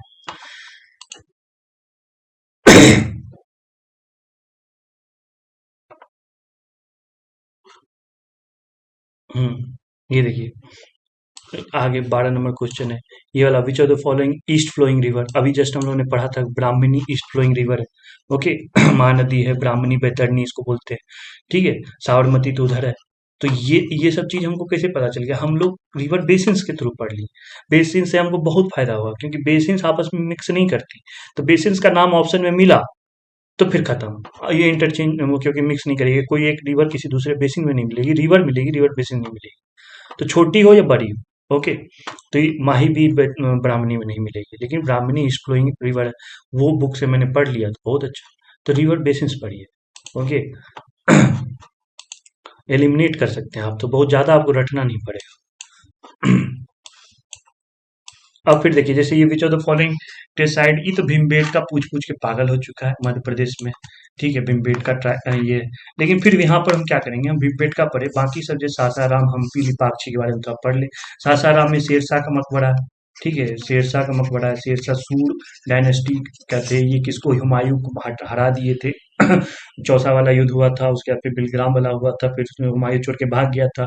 शेरशाह जी रहे थे, उनके बेटे लोग, सूर डायनेस्टी कुछ दिन चली थी, फिर हुमायूं वापस से उधर से क्या कहता है, खा पी के आया था, फिर से लड़के इसको, शेरशाह जब मर गया तो उसके बेटा उटो को हटा दिया, फिर सूर डायनेस्टी, फिर बीच में एक इंटरवल सा आ गया था मुगल डायनेस्टी का शेरशाह के कारण। ये इनका अभी हम वो भी दिखा देते हैं आपको, तो इसके बारे में पढ़ लेंगे। फिर हम्पी क्या है? हम्पी तो भाई विजयनगर किंगडम का बहुत ज्यादा इंपॉर्टेंट है। यहाँ पर एक विरूपाक्ष टेम्पल है, विरूपाक्ष टेम्पल है, ये पूछा हुआ है। भीमबेटका, भीमबेटका केव्स है, जहाँ पर आपको इस तरह से बो और एरो हंटिंग उंटिंग का ये आपको सीन है। तो हंटिंग उंटिंग का सीन ही बता रहा है कि ये आईबीसी, इंडस वैली सिविलाइजेशन से भी पुराना है, क्योंकि यहाँ पर तो आदमी सेटल करने लगा था, एग्रीकल्चर खान खान उगाने लगा था अपना। लेकिन ये उससे पहले का है, जब शिकार करता था, यानी पाषाण युग के ये सब में पेंटिंग है। फिर लिपाक्षी क्या है? तो लिपाक्षी के बारे में थोड़ा गूगल कर लीजिए। लिपाक्षी आपको आंध्र प्रदेश में, ओके, यहाँ पर एक बहुत इंपॉर्टेंट टेम्पल है। आगे में नंदी बैल का ये फोटो है। ठीक है, तो ये जैसे कि मैं गूगल करूंगा लिपाक्षी के बारे में, अनंतपुर डिस्ट्रिक्ट आंध्र प्रदेश में है। ठीक है, ये लिपाक्षी कल्चर आर्ट को, जैसे बहुत इंपॉर्टेंट है, विजयनगर एम्पायर से भी रिलेटेड है बहुत। नहीं, इसका वीरभद्र टेम्पल है। फिर वीरभद्र किनका नाम है? वीरभद्र महादेव का ही वहां पर नाम है, महादेव का अवतार है वो, वीरभद्र। ओके। जब याद है वो वाला कहानी, सती वाली कहानी, ओके, जब सती ने आप आत्महत्या कर लिया था, तो महादेव रौद्र रूप में आ गए थे, तो उन्हीं का रौद्र रूप वीरभद्र नाम से वहां पर फेमस है। हिंदू माइथोलॉजी की कहानी है। ओके, थोड़ा बहुत हम देख लिए। नंदी बुल का कम टेम्पल कम्प्लेक्स के आगे में नंदी बुल दिख रहा है, ये इसका बहुत बड़ा फिगर है, ग्रेनाइट का बना हुआ है, तो इसके लिए फेमस है। तो कल को ये भी पूछ सकता है, थोड़ा बहुत आइडिया हम देख लेंगे। तो इसका मतलब मेरे दिमाग में हमेशा क्यूरियस माइंड होना चाहिए कि भाई बाकी सब ऑप्शंस भी हम देख लेते हैं कि ये क्या है। ठीक है, तो चलिए, 1 नंबर हो गया। ये वीडियो हो सकता है लंबा है, लेकिन मैं पूरा ही बनाऊंगा, चाहे 1 घंटे का बने या 1.5 घंटे का बने, इसमें बहुत सारी इन्फॉर्मेशन है। आप देखते जाइए, आपको लगता है कि नहीं हमारे लिए नहीं है, तो एक बार देख के देखो, इसमें बहुत सारी चीजें हैं। आप बहुत सारा, मैं आपको सोर्स के बारे में बताऊंगा। एक सोर्स तो इंडिया 2020 ईयर बुक मैंने आपको बता दिया, अभी और देखते जाइए। ये तो 12 नंबर हम लोग डिस्कस कर लिए हैं, अब आगे देखते हैं। ठीक है। हाँ, ये वाला, ये देखिए, मैं अपनी कॉपी का ही फोटो इसमें लगाया हूँ। क्या विच of the following associated with the taxation system Maratha? Maratha का टैक्सेशन सिस्टम, भैया शिवाजी के बारे में, मतलब मुगल के बारे में तो बड़े राजा थे, बड़ा एक किंग अंपायर था, लेकिन शिवाजी हो गए। फिर कृष्णदेव राय का, कृष्णदेव राय का वो जो विजयनगर एम्पायर में ले राजे हैं। ठीक है। इन सब के बारे में बहुत डिटेल में पढ़िए। बहुत डिटेल में पढ़िए, जितना पढ़ सकते हैं पढ़िए, ये बहुत इंपॉर्टेंट है। कि शिवाजी का कोरोनेशन कब हुआ था, क्या हुआ था, शिवाजी की पूरी लाइफ के बारे में क्वेश्चन पूछ देता है, किसने साल में हुआ था, वो सब इंपॉर्टेंट है। और इन्हीं का टैक्सेशन सिस्टम था चौथ एंड सरदेशमुखी। यहाँ पर देखिए मैं आपको दिखाता हूँ चौथ एंड सरदेशमुखी क्या था। एक्चुअली चौथ नाम से ही क्लियर है, पता नहीं टीचर लोग क्या करते हैं। मैं आपको यहाँ पर दिखा दे रहा हूँ कि चौथ मतलब होता है एक चौथाई। तो चौथ और सरदेशमुखी दोनों लैंड टैक्सेशन सिस्टम तो थे ही। चौथ मतलब एक चौथाई आपको देना है। और शिवाजी के बारे में ये था कि शिवाजी जो थे लोकल जमींदार थे। ओके, और वो आसपास में जो उस समय इसी तो होता था ना, लोग एक दूसरे पर आक्रमण करते थे। तो चॉट था एक तरह से एक्सटॉर्शन टैक्स की तरह था। एक्सटॉर्शन मतलब था ना फिरौती टाइप का, कि हमने 1/4 फ्रॉम द नेबरहुड टेरिटरी, ठीक है। नेबरहुड जो ये मान लीजिए टेरिटरी है शिवाजी की। ओके, ये टेरिटरी शिवाजी के, तो बी और सी से वो लोग लेते थे। ये शिवाजी टेरिटरी, तो B gives a 25%, 1/4 of their collected tax to Shivaji in lieu for protection from Shivaji attack. यानी हम शिवाजी को शिवाजी की अटैक से बचने के लिए दे रहे हैं। यानी शिवाजी इतने एकदम थे खूंखार आदमी, इतना उनका दबदबा था कि भाई इनको पैसा देते रहो, नहीं तो ये आदमी मतलब हम पर चढ़ाई कर देगा। तो उनका भी काम बन जाता था कि हमको पैसा ही देना, हम क्यों झूठ उनका वार्ड लड़े। इनका भी काम लग जाता था कि हाँ, चलो भाई इनसे हार के तो हमको कुछ मिलने वाला है नहीं, इससे अच्छा पैसे ही दे दो। सरदेशमुखी क्या है? सरदेशमुखी देशमुख से नाम से याद रखिए, देशमुख रितेश देशमुख आपने नाम सुना होगा। ओके, वो मतलब जो पहले मुख्यमंत्री थे आपको महाराष्ट्र के, तो देशमुख वहां होते महाराष्ट्र में, मराठा से वहीं के हैं। तो देशमुख जो होते थे वहां के लोकल जमींदार थे। तो इससे भी आप कर सकते हैं कनेक्ट, ठीक है। तो उन लोकल जमींदार से लेते थे, तो यानी चौट जो था बगल वाले बी और सी की टेरिटरी में जाके लेंगे। ए टेरिटरी जो शिवाजी की, इसी के अंदर में सरदेशमुख होंगे, देशमुख होंगे जो लोकल जमींदार, उनसे लिया जाएगा सरदेशमुखी। ओके, तो फ्रॉम न्यूली एक्वायर्ड टेरिटरी, यानी बी और सी को एक्वायर्ड नहीं किया है तो चौड़ दो भाई। एक्वायर्ड जिस दिन कर लेंगे तो उनके जमींदार से हम सरदेशमुखी ले लेंगे। ओके, तो more than 200 Deshmukh, it was 1/10 of the देश इनकम ऑफ देशमुख। जैसे ये 1/4 था, चौथ चौथाई, एक चौथाई। ओके, तो वो हो गया। तो फिर शिवाजी का एडमिनिस्ट्रेशन सब भी बहुत इंपॉर्टेंट है कि शिवाजी में अष्टदिग्गज थे। कृष्णदेव राय में भी अष्टदिग्गज थे और शिवाजी में भी 8 गो थे। तो देखिए हम इसका भी दिखाते हैं। 8वां था न्यायाधीश। न्यायाधीश क्या था? Chief justice. फिर पेशवा वगैरह ये सब भी था। शिवाजी का एडमिनिस्ट्रेशन पढ़ना बहुत इंपॉर्टेंट है। ओके, बाकी सब तो आप कब हुआ शिवाजी का कोरोनेशन, क्या हुआ, ये सब चीज़ तो हो ही गया। ठीक है, लोग इतना ही पढ़ लेते हैं, लेकिन इन सब चीज़ों से क्वेश्चन पढ़िएगा ना तो आपको बहुत अच्छा से एलिमिनेशन भी कर सकते हैं। कि Shivaji claimed himself as king in 1674 में, कोरोनेटेड हुआ कहाँ? रायगढ़ में, by Ganga Ghat, a priest from Banaras, Ganga Bhagat, sorry Ganga Bhagat. His spiritual गैली was Samarth Ramdas, political guru of Dadaji Kondev. Samarth Ramdas क्या थे आपको मैं बता दे रहा हूँ। जो भक्ति मूवमेंट हुआ था ना, भक्ति मूवमेंट, तो भक्ति मूवमेंट का दो पार्ट हुआ था, एक निर्गुण और एक सगुण। ठीक है, निर्गुण थे जो कि मतलब मूर्ति पूजा नहीं करते थे। ठीक है, मूर्ति नहीं करते थे और ये मूर्ति पूजा करते थे। ठीक है, भगवान को मूर्ति मानते थे। भगवान का मतलब भगवान को मानते थे कि वो मतलब भगवान में निर्गुण है, कोई गुण नहीं है। भगवान को आप गुण ही, अगर गुण तो लोगों में होता है तो लोग ही नहीं है, वो भगवान एक शक्ति है। ठीक है, ये है। और सगुन में मूर्ति पूजा में रहते थे। तो सगुन में बहुत सारे हुए, जैसे कि मीरा हुई, ठीक है, और फिर चैतन्य महाप्रभु हुए, ये सब सगुन भक्ति के हुए। और निर्गुण भक्ति में एक तो आपको सबको मालूम है, सिख वाले जो है गुरु नानक जो है, ओके, निर्गुण भक्ति के हैं। फिर कबीर है, निर्गुण भक्ति के हैं। लेकिन महाराष्ट्र में बहुत सारे हुए हैं। महाराष्ट्र वाले लोगों को नहीं आता, बस इतना ही लोगों को आता है। उसके लिए मैं एक शॉर्टकट बताऊं, जी नेट। जी नेट, जी नेट का एग्जाम होता है, जी नेट। ये होता है ज्ञानेश्वर, ज्ञानेश्वर, ये भी सगुण भक्ति के थे, निर्गुण भक्ति के थे, महाराष्ट्र के थे, महाराष्ट्र के संत।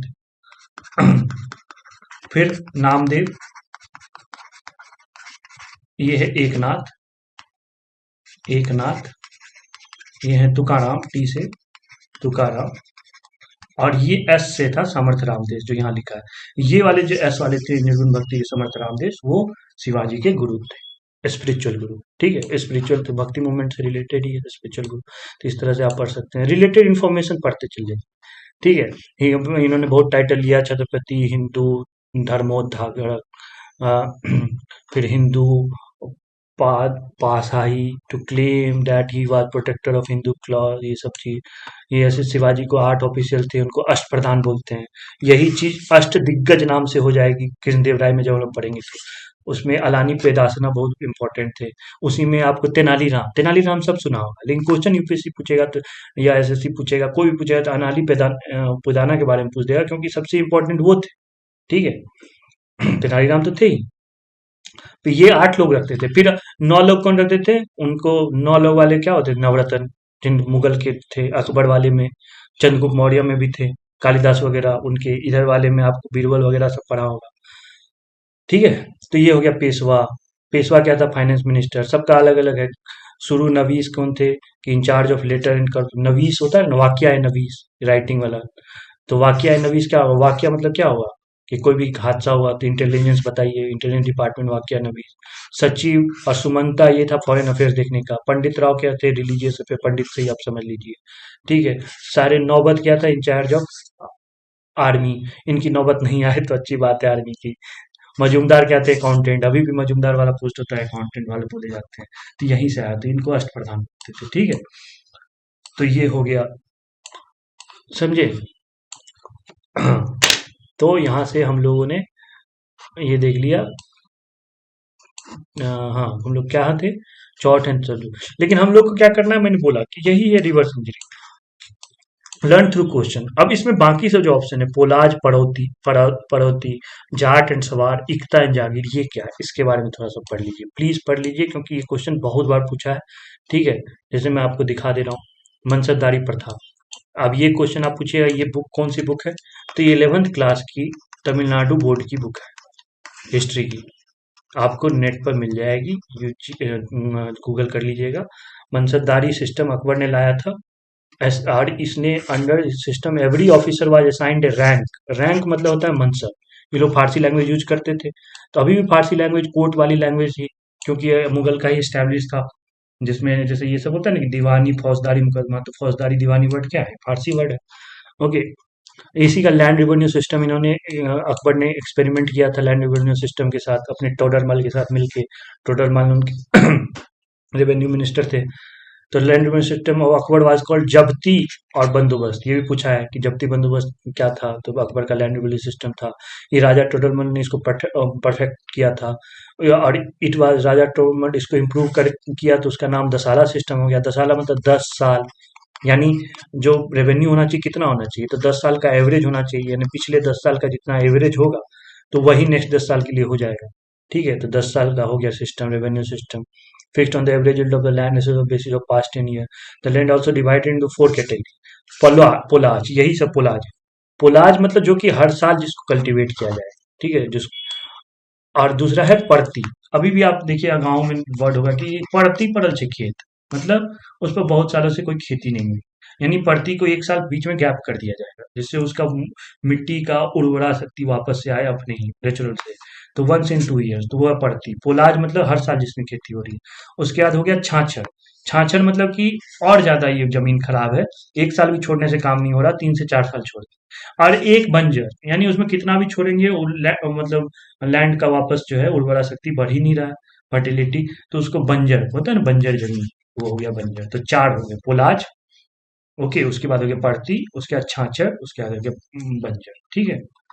रेवेन्यू जनरली कैश में आया था, तो ये सब हो गया। फिर इसमें जाट और सवार है, इक्ता है। तो इक्ता क्या है भाई? तो जैसे ये मुगल एडमिनिस्ट्रेशन था, तो मुगल तो 1526 में आए थे, लेकिन उससे पहले तो दिल्ली सल्तनत था। इब्राहिम लोदी को पहले पानीपत में हटा के जो आया था, तो उसका एक रेवेन्यू सिस्टम जो था उसमें ये सब वर्ड होता था, इक्ता।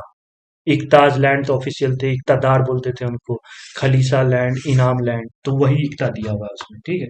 फिर जागीरदार तो आप जानती ही होंगे, जागीरदार तो बहुत लोग थे जागीरदार। ओके। यहाँ तक कि शिवाजी तो पहले जागीरदार ही थे। ठीक है। तो जो इकता से इकतादार हुआ, उसी तरह जागीर जिनके पास होती थी जमीन, उनको जागीरदार बोलते थे। तो अल्टीमेटली हमको ये ऑप्शन में जितने भी वर्ड हैं वो आपस में इंपॉर्टेंट है, कहीं ना कहीं क्वेश्चन है। जाट एंड सवार भी, ओके, जाट एंड सवार भी रैंक है। जाट एंड सवार भी रैंक है।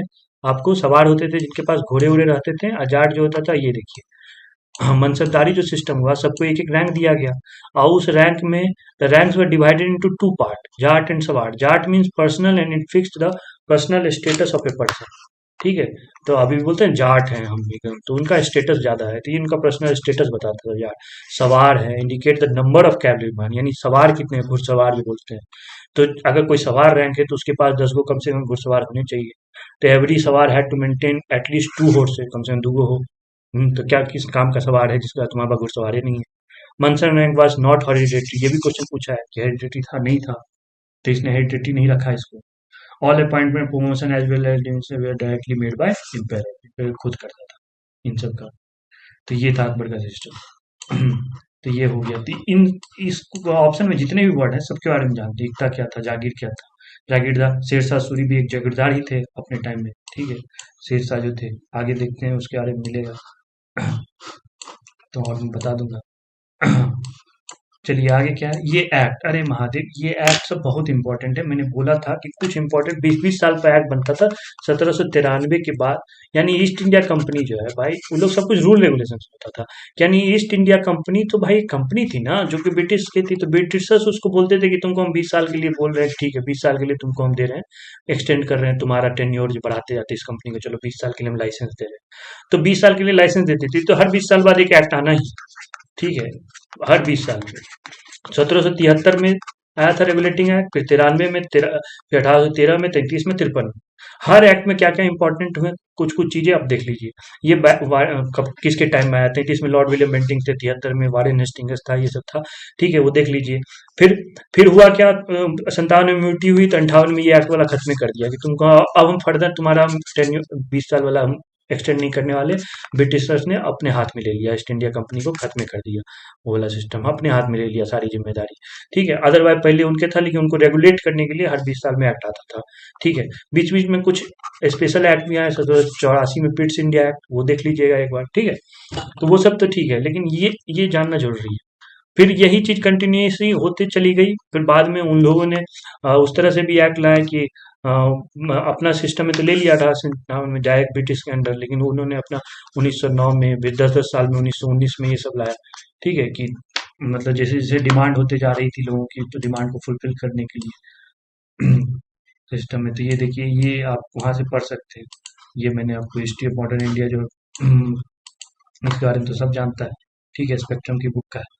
तो हर एक्ट में जो क्या क्या इंपॉर्टेंट है उसे आप मार्क करके पढ़ सकते हैं। क्या क्या हुआ था 93 में, क्या हुआ था 83 में, क्या हुआ था 13 में, क्या हुआ था 33 में, क्या हुआ था, देखिए हर बार lease 20 year company was further extend. तो वो एक 20 साल के बाद, तो इसीलिए तो आ रहा था कि लीज जो आपको हम लीज पर दिए हैं ना काम करने के लिए, तो ब्रिटिशर्स दिए हैं ईस्ट इंडिया कंपनी में, तो 20 साल के लिए बढ़ा दो, ठीक है। तो ये देख लीजिएगा। ओके। और ये क्वेश्चन वाला का आंसर जो है कि एक्ट ट्रांसपोर्ट द ब्रिटिश, ये अब बोल दिए कि 1858 के एक्ट के बाद ये जो है, ये 20-20 साल वाला लीज वाला सिस्टम खत्म किया, ईस्ट इंडिया कंपनी को छोड़ो, हम अपने हाथ में लीज थे सब कुछ, ब्रिटिश क्राउन के हाथ में आ गया सब, ये क्राउन के हाथ में, ठीक है। फिर वही मैं बोला था कि जो आपको ये वाला क्वेश्चन सब है, ठीक है। जो भी क्वेश्चन आपको करंट अफेयर्स का है, तो करंट अफेयर्स के लिए थोड़ा बहुत कभी कभी दिमाग भी लगा लीजिए। देखिए जैसे कि फीमेल इंडियन क्रिकेटर बीसीसीआई को C K Naidu lifetime achievement award थोड़ा छोटा मोटा आदमी को नहीं मिलता है, जैसे दादा साहब फाल्के पुरस्कार, लेकिन अमिताभ बच्चन का हाल में मिला था, तो इतने सालों बाद। तो आपने लाइफ इतनी आपकी हो गई, कुछ अचीव किया तब मिलेगा, तो ये पुराने लोगों को ही मिलता है। तो कुछ भी इंडियन क्रिकेटर फीमेल है तो 2-3 का नाम तो मालूम होगा, अंजन चोपड़ा का मालूम होगा, मिताली राज का मालूम होगा आपको। ओके। तो मुझे मिताली राज इस क्वेश्चन में रहा था तो कुछ कंफ्यूजन भी था। अदरवाइज ये क्वेश्चन का आंसर मैं पढ़ा भी नहीं, तभी मैं अंजन चोपड़ा लगा के आऊंगा। ओके। झूलन गोस्वामी बोल सकते हैं कि थोड़ी वेटरन है, पुरानी है, लेकिन ये ज्यादा है। मिताली राज ने तो अभी हाल में 10,000 रन पूरे करने वाली पहली फीमेल क्रिकेटर बन गई है, तो वो सब का भी देख लीजिए, इंपॉर्टेंट है। ये न्यूज में आ गया तो कल को मिताली राज से क्वेश्चन में आ जाए। ठीक है। तो ये लगता है। हाँ। फिर आगे देखते हैं ये वाला तो देखिए, अब हमको यही सब में दिक्कत है, ये सब के लिए कोई माई बाप नहीं है, छोड़ दीजिए। ठीक है, कितना भी पढ़िएगा कोई एक देशों में क्वेश्चन तो आ ही जाए करंट। इसलिए मैं बोल रहा हूँ, मुझे मेरा क्वेश्चन पूछा है, छूटा है तो ज्यादातर ये करंट अफेयर्स की बेसिक्स जो होता है ना, स्टैटिक जीके पढ़ने का अगर आपको तरीका ढंग से बता गया ना, क्वेश्चन नहीं छूटेगा स्टैटिक वाला। जैसे यहाँ देखिए, यहाँ तो मैं आपको बता रहा हूँ, ये मेरा है अपना, ये पूछता ही पूछता है नाबार्ड कब बना, सेबी कब बना, एग्जिम कब बना। मैं सिंपल से याद किया था भैया, 1982 में बना नाबार्ड, उसी साल बना एग्जिम। एग्जिम है एक्सपोर्ट इंपोर्ट बैंक, ठीक है, उसी साल बना एक्सपोर्ट इंपोर्ट बैंक, उसी साल बना। और उसके 10 साल बाद 82 में 10 जोड़ दिए, 92 में सेबी बना। Security and exchange board of India 1992। ठीक है। वैसे भी सेबी काम क्या करता है भाई? सेबी काम करता है रेगुलेट करने के लिए शेयर मार्केट वाले सबको। तो ये सब कब आया? जो 1990-91 में न्यू इकोनॉमिक पॉलिसी आई, जब हम लोग एलपीजी वगैरह लाए, उसके बाद में इन सब तरह। उसके बाद देखिएगा बहुत से एलपीजी करने के बाद ही बहुत सारे जो है ना ये रेगुलेटिंग ये सब जो है ना बॉडी सब क्रिएट की गई है। बाकी ये सब तो पुराना ही है। शास्त्र रामानुजम प्राय, ये भी देखिए आप, करंट अफेयर्स ठीक है मैं पढ़ तो लिया लेकिन खुद छूट गया, लेकिन ये भी आप कॉमन सेंस से बता सकते हैं कि भाई रामानुजम मैथमेटिक्स से रिलेटेड होगा। फिर ये वाला देखिए क्वेश्चन क्या है, 11 number. Which are the following statement correct with related to Karachi session of the Congress? Karachi session भाई हम तुमको बता रहे हैं हुआ क्या था पहले जो थे, मतलब होता है ना कि भाई आपके घर में होगा, बाप और बेटे में क्लैश चलती रहती है, ठीक है, क्योंकि बेटा का जो है थोड़ा ज्यादा होता है, यंग एज होता है, थोड़ा ज्यादा मतलब क्रांतिकारी टाइप के विचार होते हैं उसके, तो वही थे मोतीलाल नेहरू थे। और उनका बेटा जो था जवाहरलाल नेहरू, जब आए तो क्रांतिकारी विचारधारा आई, सोशलिस्ट आया, वो सब चीजें। तो 1929 में आया था। उसी साल तो 1929 के 31 दिसंबर में लाहौर अधिवेशन में लाहौर के किनारे झंडा गाड़ के बोल दिया था कि आपसे हमको पूर्ण स्वराज का मांग तभी किया गया था, ये जवाहरलाल नेहरू की अध्यक्षता में हुआ था। फिर उसी उनके बाद से 26 जनवरी 1931 घोषणा कर दी थी कि 1930 से 26 जनवरी को उसे हम लोग जो है हर साल जो है हमने घोषणा कर दी, हम हर साल बनाएंगे स्वतंत्रता दिवस अपना मनाएंगे। वो हो तो नहीं सका, 15 अगस्त को पार्टीशन अलग हुआ, सॉरी हम लोग को सत्ता हस्तांतरण हुआ था, तो स्वतंत्रता दिवस तो 15 अगस्त से मना, लेकिन 26 जनवरी का ये जो सिग्निफिकेंस बना रहा रहने के लिए ही हमने 26 जनवरी को गणतंत्र दिवस कर दिया, क्योंकि ये 26 जनवरी 1930 को हुआ था। लाहौर वहां पर नदी के किनारे, ठीक है, लाहौर में। अब वहां पर वो जो हुआ तो उसके बाद से क्रांतिकारी विचारधारा और लाई गई। 1931 में जो अधिवेशन हुआ कराची में, उसमें बहुत सारे फंडामेंटल राइट्स वगैरह, इकोनॉमिक पॉलिसी वगैरह सब डिस्कस किया कांग्रेस ने, क्योंकि यहाँ पर से जवाहरलाल नेहरू का डोमिनेंस शुरू हो गया था। क्रांतिकारी सुभाष चंद्र बोस लोग आ गए थे, सी बोस ये सब, ठीक है, क्रांतिकारी लोग सब। तो ये सब चीज हुआ था। तो उसी में 1931 के आसपास में कौन सी घटना हुई थी? गांधी और इम्पैक्ट हुई थी, तो उसको रेटिफाई किया गया होगा। Mahatma Gandhi presided over the session, ये याद कर लीजिए, ये पूछता है एगो बेलग्राम करके है, ठीक है, बेलग्राम करके, एक बार ध्यान से देख लीजिएगा, ठीक है। ये एक सेशन है, मतलब एक ही सेशन है जो महात्मा गांधी प्रिसाइड किए थे, और वही एक सेशन है जो गांव में हुआ था। ये दोनों क्वेश्चन पूछाते हैं, कर्नाटका में शायद है, ठीक है, एग्जैक्टली एक बार चेक कर लेना।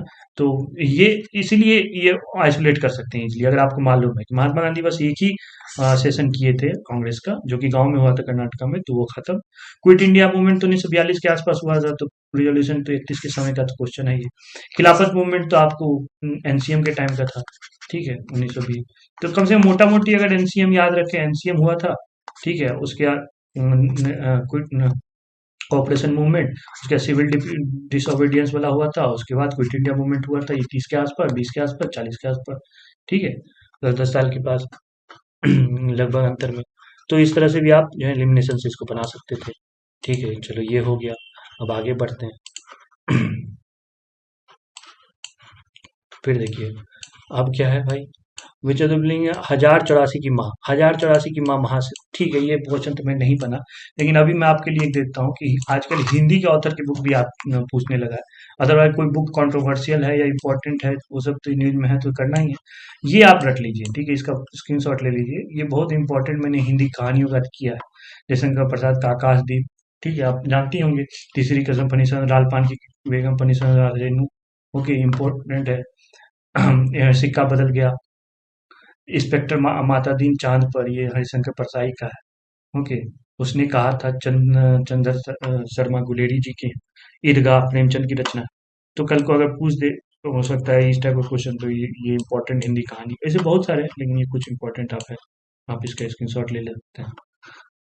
फिर which of the following is the food tube? Food tube के बारे में क्या पता है भाई? सबसे पहले ईसोफेगस से खाना हमारे आता है, ठीक है, उसके बाद स्टोमक में आता है, स्टोमक के बाद यहाँ पर ये छोटा सा ये वाला पार्ट होता है, उसके बाद इधर इधर इधर इधर, उसके बाद फिर यहाँ पर से घुस जाता है, उसके बाद बड़ी आंत में निकलता है, यहाँ पर से छोटी आंत में बड़ी आंत में घुसता है, वहां पर छोटा सा एक लटकता है, अपेंडिक्स लटकता है, ठीक है। और ये स्टोमक हमारा, स्टोमक के बाद से ऐसे करके ऊपर करके ऐसे करके भगवान ने बनाया ही है, ठीक है, कि थोड़ा सा तो यहाँ पर होगा बेंट टाइप का। उसके बाद जो है बड़ी आंत में घूमेगा, जानते हैं, मुंह से लेके या पीछे एनस तक चाहे 40 फीट का रास्ता खाना तय करता है। पहले तो ये एक एक पहले मुंह से ही शुरू हो जाता है पाचन क्रिया, टाइलिन यहीं से निकलता है।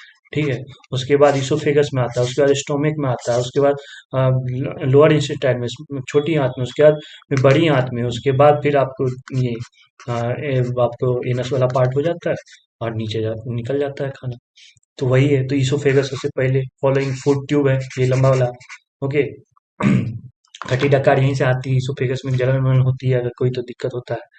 फिर लैरिंक्स क्या है, वॉइस बॉक्स है, यहाँ से जहाँ से आवाज आती है। थाइमस क्या है, थाइमस आपका ग्लैंड है, थायराइड बनाता है, उसी में दिक्कत होने लगती है। अब एओर्टा क्या है, ये आप करके लाओ अपना।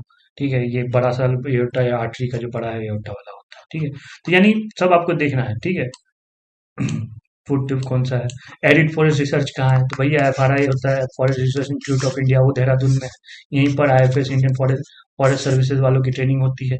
लेकिन एरिड वर्ड से, एरिड होता है सूखा, तो सूखा फॉरेस्ट हो कहाँ सकता है, सुखाड़ा किधर पड़ता है, राजस्थान तरफ पड़ता है। तो मैं इस क्वेश्चन को इसलिए नहीं बना पाया कि दो ऑप्शन जोधपुर जयपुर दे दिया था, अदरवाइज यदि दोनों में से था ये तो पक्का है। तो इस तरह से आप कर सकते हैं। ठीक है, एरिड रिसर्च इंस्टीट्यूट। फिर कुतुब कॉम्प्लेक्स में क्या क्या नहीं है, तो यहाँ पर मैंने आपके लिए बहुत अच्छा जोरदार पिक लगा दिया है। ठीक है, आप कर सकते हैं कि भैया ये कुतुब कॉम्प्लेक्स की बात कर रहा है। कॉम्प्लेक्स कॉम्प्लेक्स घूमने जाओगे ना तो सिर्फ कॉम्प्लेक्स में ही कुतुब मीनार ही नहीं है, बहुत कुछ है। आई कुतुब कॉम्प्लेक्स मतलब समझो कि दिल्ली सल्तनत में जितने भी लोग थे ना, उधर से शुरू होके आपको कुतुबुद्दीन ऐबक, उसके बाद इल्तुतमिश, फिर बाद में अलाउद्दीन खिलजी वगैरह भी खिलजी वंश आया था। ठीक है, पहले गुलाम वंश आया था ना। हाँ, ओके। उसके बाद ना फिर आया था खिलजी वंश आया था, उसके बाद फिर वो क्या कहता है तुगलक वंश आया था, उसके बाद सैयद वंश आया था, लोधी वंश आया था, लास्ट में फिर मुगल आया था। तो दिल्ली सल्तनत वहां से शुरू होता है ना, गुलाम से लेके लोधी वाला। तो सब कुछ ना कुछ जाके वो लोग कुतुब कॉम्प्लेक्स में वो लोग मजे करते थे, कुछ ना कुछ बनवाता था सब। हाँ, हमारा झुटमुट का टेंशन देने के लिए, बढ़ाने के लिए याद करते हो। तो कुतुब कॉम्प्लेक्स में क्या क्या है वो एक बार जरूर देख लीजिए। ठीक है, बहुत इंपॉर्टेंट है। कुतुब कॉम्प्लेक्स में क्या क्या है, देखिए कुतुब कॉम्प्लेक्स में कुतुब मीनार है।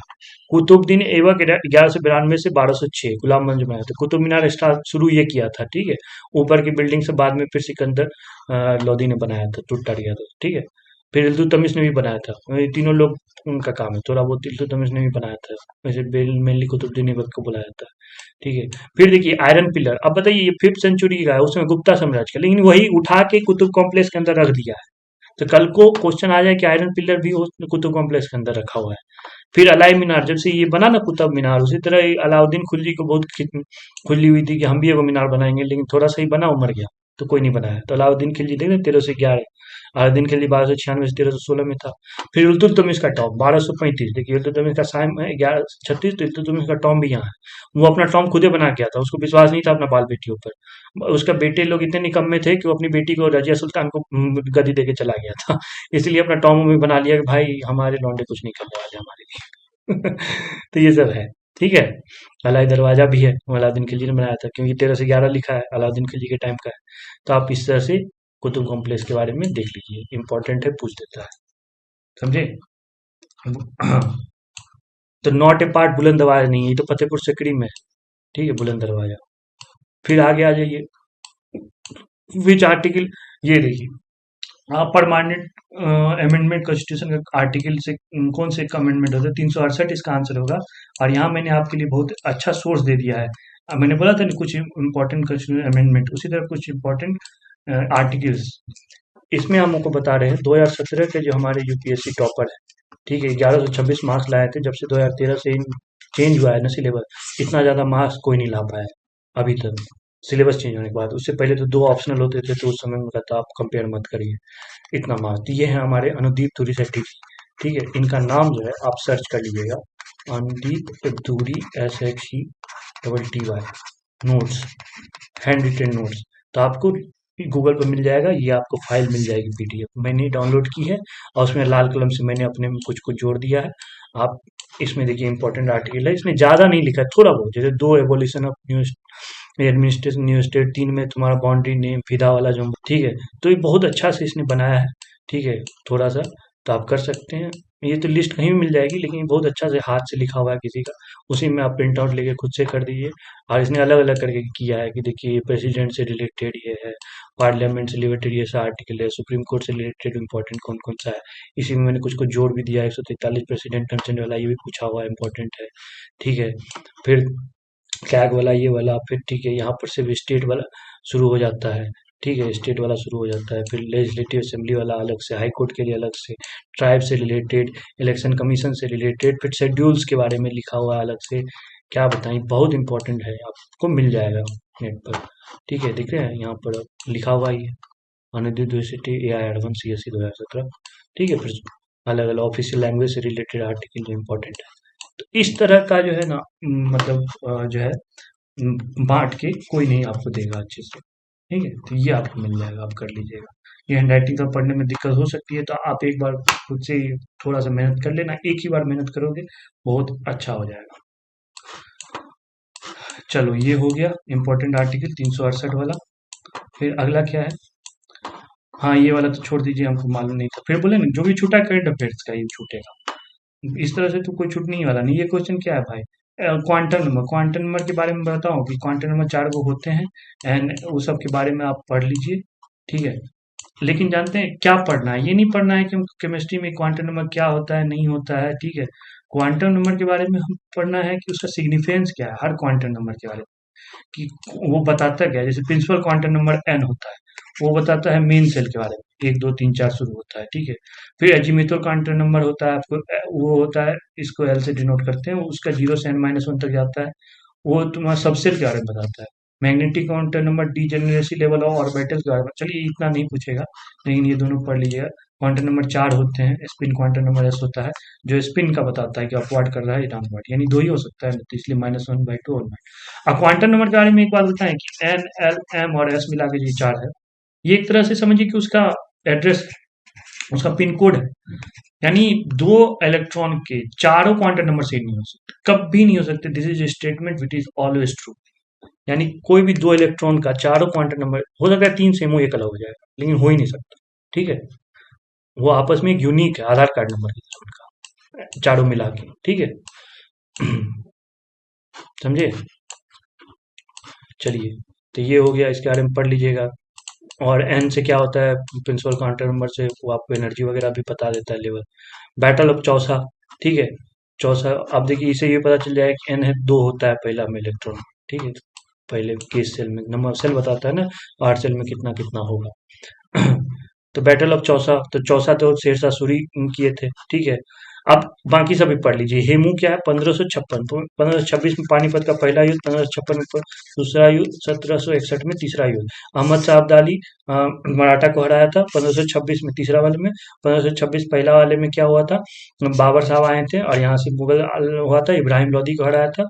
ठीक है, मुगल वंश की स्थापना, मतलब आपको इंडिया में पेट बन गया था यहाँ से। 1556 में क्या हुआ था, अकबर ने हेमू को हराया था। ठीक है, इसलिए इंपॉर्टेंट। नादिर शाह तो बीच में आए थे भाई, नादिर शाह जो रंगीला बादशाह थे ना, मोहम्मद शाह, 1739 के आसपास में, यानी 1707 में औरंगजेब की मृत्यु होती है, ये इंपॉर्टेंट डेट है।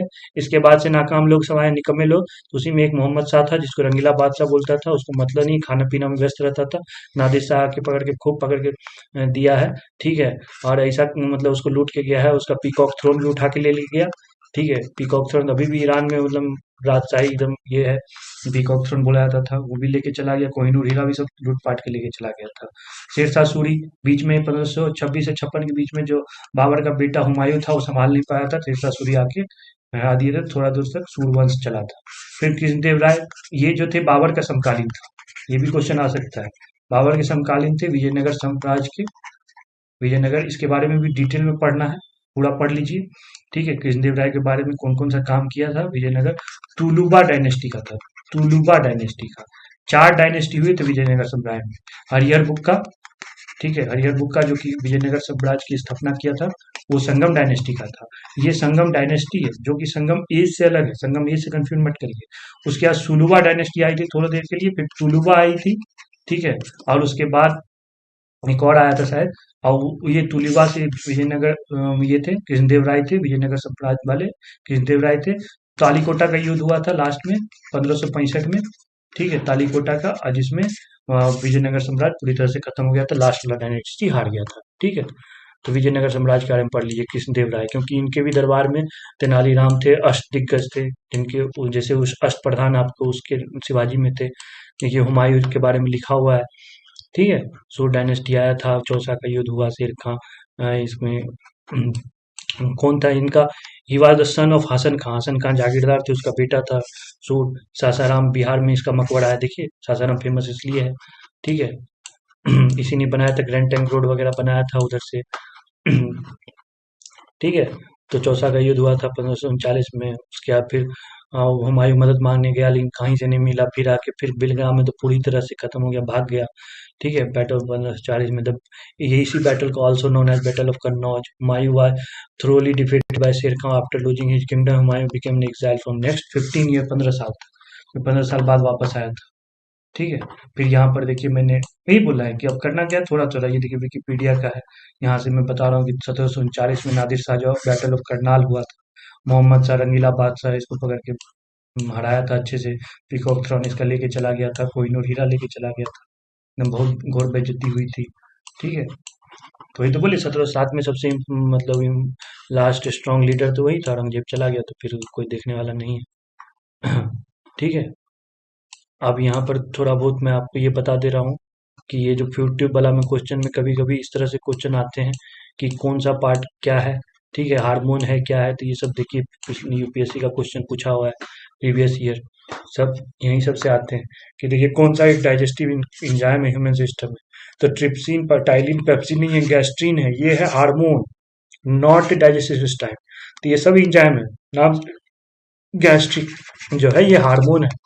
ये क्या करता है, स्टिमुलेट करता है secretion of gastric acid HCL, जो खाना पचाता है, ये सिमुलेट करता है, तब उसका पेट जो है आपको एचसीएल निकालता है, जो कि खाना को मतलब एचसीएल नहीं निकलेगा तो कैसे होगा, आप कुछ भी ले लीजिए मुंह में। ठीक है, वो तो बहुत सारे गंदगी सब होते हैं, ये एचसीएल उसको मार देता है, इतना स्ट्रॉन्ग एसिड है, उसका पीएच 3-4 होता है एकदम कम। तो gastrin produce in stomach, not an exam, helps in digestive exam. फिर देखिए आप इसमें आप बाकी सब चीजों के बारे में पता होना चाहिए, टाइलिन मुंह में बनता है। ठीक है, कार्बोहाइड्रेट का, इसीलिए पाचन मुंह से ही शुरू हो जाता है। पेप्सिन फिर पेट में ही है, लेकिन ये पेप्सिन क्या है, एंजाइम है, जो कि आपको पेप्सिन जो है प्रोटीन को पाचन शुरू करता है, और ट्रिप्सिन जो है फिर लोअर इंटेस्टाइन में यानी स्मॉल इंटेस्टाइन में आता है। ठीक है, छोटी आंत में, और वो ये शुरू करता है प्रोटीन का पाचन, और ट्रिप्सिन खत्म कर देता है। ठीक है, प्रोटीन को पचा देता है। ठीक है, तो यहाँ भी लिखा हुआ है protein digestive begins in stomach in acidic medium gastric जो, तो protein digestive and pepsin break down the protein peptide in small, trypsin जो है उसको फाइनली अमीनो एसिड में चेंज कर देता है। ठीक है, तो ये सब यही से रिलेटेड रिलेटेड न्यूज पढ़ते जाते हैं। फिर हमको ये भी, हम ड्यूडेनम वाला पार्ट बोले थे, ड्यूडेनम क्या होता है, वो छोटा सा जो बेंट होता है। ठीक है, वो ड्यूडेनम से शुरू होता है, छोटी हार्ट, जहाँ से स्टोमक जो है छोटी हार्ट से मीट करता है, ड्यूडेनम वाला पार्ट, ये बहुत इंपॉर्टेंट है, क्योंकि इधर से जो बाइल आता है, इधर से जो इतना एसिड बना, तो उसको न्यूट्रलाइज करने के लिए बेस भी तो आएगा। बेस क्या होता है, बाइल, बाइल का बहुत ज्यादा पीएच होता है, 8 फुट से ऊपर होता है, तो वही बेसिक मीडियम, तो कहाँ आके घुसता है। ठीक है, क्योंकि पेट में तो ऐसे आपको, पेट का ऐसा बना होता है स्ट्रक्चर कि उतना एचसीएल का जो एसिडिटी को बर्दाश्त कर पाता है, नहीं तो पेट ही नहीं गल जाए अमल अम्ल से इतना जो, तो लेकिन इंटेस्टाइन में ऐसा नहीं रहता, तो उससे इंटेस्टाइन में घुसे खाना, उससे पहले ड्यूडेनम में ही बाइल आके मिल जाता है, और उसको बेस बनाता है, न्यूट्रलाइज कर देता है, फिर आगे खाना जाता है। ठीक है, तो यानी इंस्टेटाइन का पार्ट जो है नीचे से ऊपर हम बोले तो सबसे पहले ड्यूडेनम, उसके बाद वाला पार्ट ड्यूडेनम, उसके बाद इलियम, क्योंकि पूरा यहाँ से लेके इलियम तक में समझिए, दिख रहे हैं कितना फिट है, जोड़ लीजिएगा तो छोटा भी जो 120 और 270 सेंटीमीटर, वाह। ठीक है, 270 सेंटीमीटर का आपको, तो ये पूरा है, तो ड्यूडेनम है, जूजेनम है, इलियम है, मेन पाचन इलियम में होता है, ये बीच का समझिए थोड़ा सा स्पेस है, और ड्यूडेनम से शुरू होता है, ड्यूडेनम बहुत ही इंपॉर्टेंट पार्ट है। ठीक है, तो ये हो गया आपको, ऑलमोस्ट सब हो ही गए। हाँ, अब अगला देखते हैं, लास्ट वाला। हम्म 13 साउथ एशियन गम कौन जीता था भैया, नेपाल, हम मार दिए, क्योंकि हमको लग रहा था कि साउथ एशिया की बात हो रही है, इतनी औकात नहीं, भूटान उटान छोटा कंट्री, पीसफुल कंट्री, गेम हम क्या करवाएंगे, मालदीव में तो जगह नहीं है, इंडिया नहीं करवाया था, हमको मालूम है, तो नेपाल आंसर हो गया, इतना भी आप कर सकते हैं। यानी मैं बोला ना, करंट अफेयर्स या तो छूट गए थे, या तो जो भी हैं आपको क्या कहते हैं, थोड़ा लॉजिक लगाने की अगर आदत हो गई ना, तो आप तो जीके क्या कोई भी क्वेश्चन में लगा सकते हो। फिर देखिए बाउंड्री किसके साथ नहीं मिलती यार, तो भूटान के साथ। तो भाई इंडिया का मैप बनाइए, आपको पता चल जाएगा। ठीक है, इंडिया का मैप बनाइएगा तो आपको पता चल जाएगा कि ये जो है यहाँ पर ये वाला पार्ट है। हाँ, यहाँ पर ये भूटान बैठा हुआ है। ठीक है, तो यहाँ बगल में सिक्किम है, इधर ये चिकन नेक वाला इलाका है, तो ये बंगाल उंगाल से भी मिलेगा। ठीक है, ये आसाम यहाँ पर है आपको बीच में फैला हुआ, तो आसाम से भी टच होगा, अरुणाचल प्रदेश से भी टच होगा भूटान। लेकिन इधर ये मेघालय मेघालय से नहीं टच होगा भाई, क्योंकि यहाँ पर आसाम है, उसके बाद मेघालय है, उसके बाद त्रिपुरा है, उसके बाद मिजोरम है। आसाम, मेघालय, त्रिपुरा, मिजोरम, इधर अरुणाचल प्रदेश, नागालैंड, मणिपुर और फिर मिजोरम। ये इस तरह से मैं इसलिए याद किया हूँ कि ऐसे शेड्यूल 6 वाला एरिया जो है, आसाम, मेघालय, त्रिपुरा, मिजोरम, ये हो गया शेड्यूल 6। और इधर से राइट साइड से आपको अरुणाचल प्रदेश, नागालैंड, मणिपुर, मिजोरम, इसमें होता ILP, इनर लाइन परमिट। पहले मणिपुर में नहीं था, अभी जो हुआ कोरोना वाला उसमें मणिपुर पे मिल गया। ठीक है, तो इस तरह से आप कर सकते हैं मैप से याद। चलिए हो गया, ठीक है, बहुत टाइम हो गया, बहुत हम पढ़ा दिए। आपको समझ में आया तो अच्छी बात है, नहीं समझ में आया तो मुझे नहीं लगता समझने में कोई दिक्कत होगी। मैं आपको बता रहा था कि किस तरह से पढ़ना है। ठीक है, इम्पोर्टेंट चीजें क्या है, क्या क्या सोर्स है, इंडिया 2020 वाला उसका पहला चैप्टर। ठीक है, तमिलनाडु बोर्ड 11th क्लास की। ठीक है, वो हिस्ट्री के लिए खासकर आपको एंशियंट और मेडिवल के लिए, एंशियंट और मेडिवल के लिए बहुत इंपॉर्टेंट है। ठीक है, बाकी आर्टिकल्स के लिए आपको नोट्स मैंने बताया था कि अनुदीप दूरी सेट्टी सर्च करिए, अनुदीप दूरी सेट्टी नोट्स। ठीक है, हैंड रिटेन नोट्स उनके मिल जाएंगे आपको। क्वालिटी के भी हैंड रिटेन नोट्स आप बहुत इंपॉर्टेंट है। आप ये मत समझिए कि सिर्फ एसएससी यूपीएससी के लिए है तो भाई यूपीएससी में भी प्री होता है, तो प्री में इस तरह क्वेश्चन आते हैं। ये प्रीवियस ईयर जो यूपीएससी क्वेश्चन है ना, वही क्वेश्चन आजकल पूछा जा रहा है हर एग्जाम में। ठीक है, तो प्रीवियस ईयर कोई अगर बना ली यूपीएससी का क्वेश्चन थोड़ली, तो उसको इंडिया का कोई भी एग्जाम जिसमें जीके पूछता है उसमें कोई दिक्कत ही नहीं होगी पार्ट में। ओके, जो भी आजकल लग रहा है आपको ये क्वेश्चन पूछा जा रहा है, वो पहले यूपीएससी ने अपना पैटर्न चेंज कर लिया, लेकिन ये लोग अभी भी पुराना यूपीएससी का पैटर्न है उसको कॉपी पेस्ट करते रहते हैं। ठीक है, तो चलिए, थैंक्स फॉर वॉचिंग। ठीक है, इस वीडियो को शेयर करिए, लाइक करिए, शेयर करिए, सब्सक्राइब करिए, इंट्री ऐप को इंस्टॉल करिए। ओके, और भी देखता हूँ मैं इस तरह का वीडियो और भी इंफॉर्मेटिव आपको बना के दूंगा, और पढ़ते रहिए। ठीक है, थैंक्स फॉर वॉचिंग।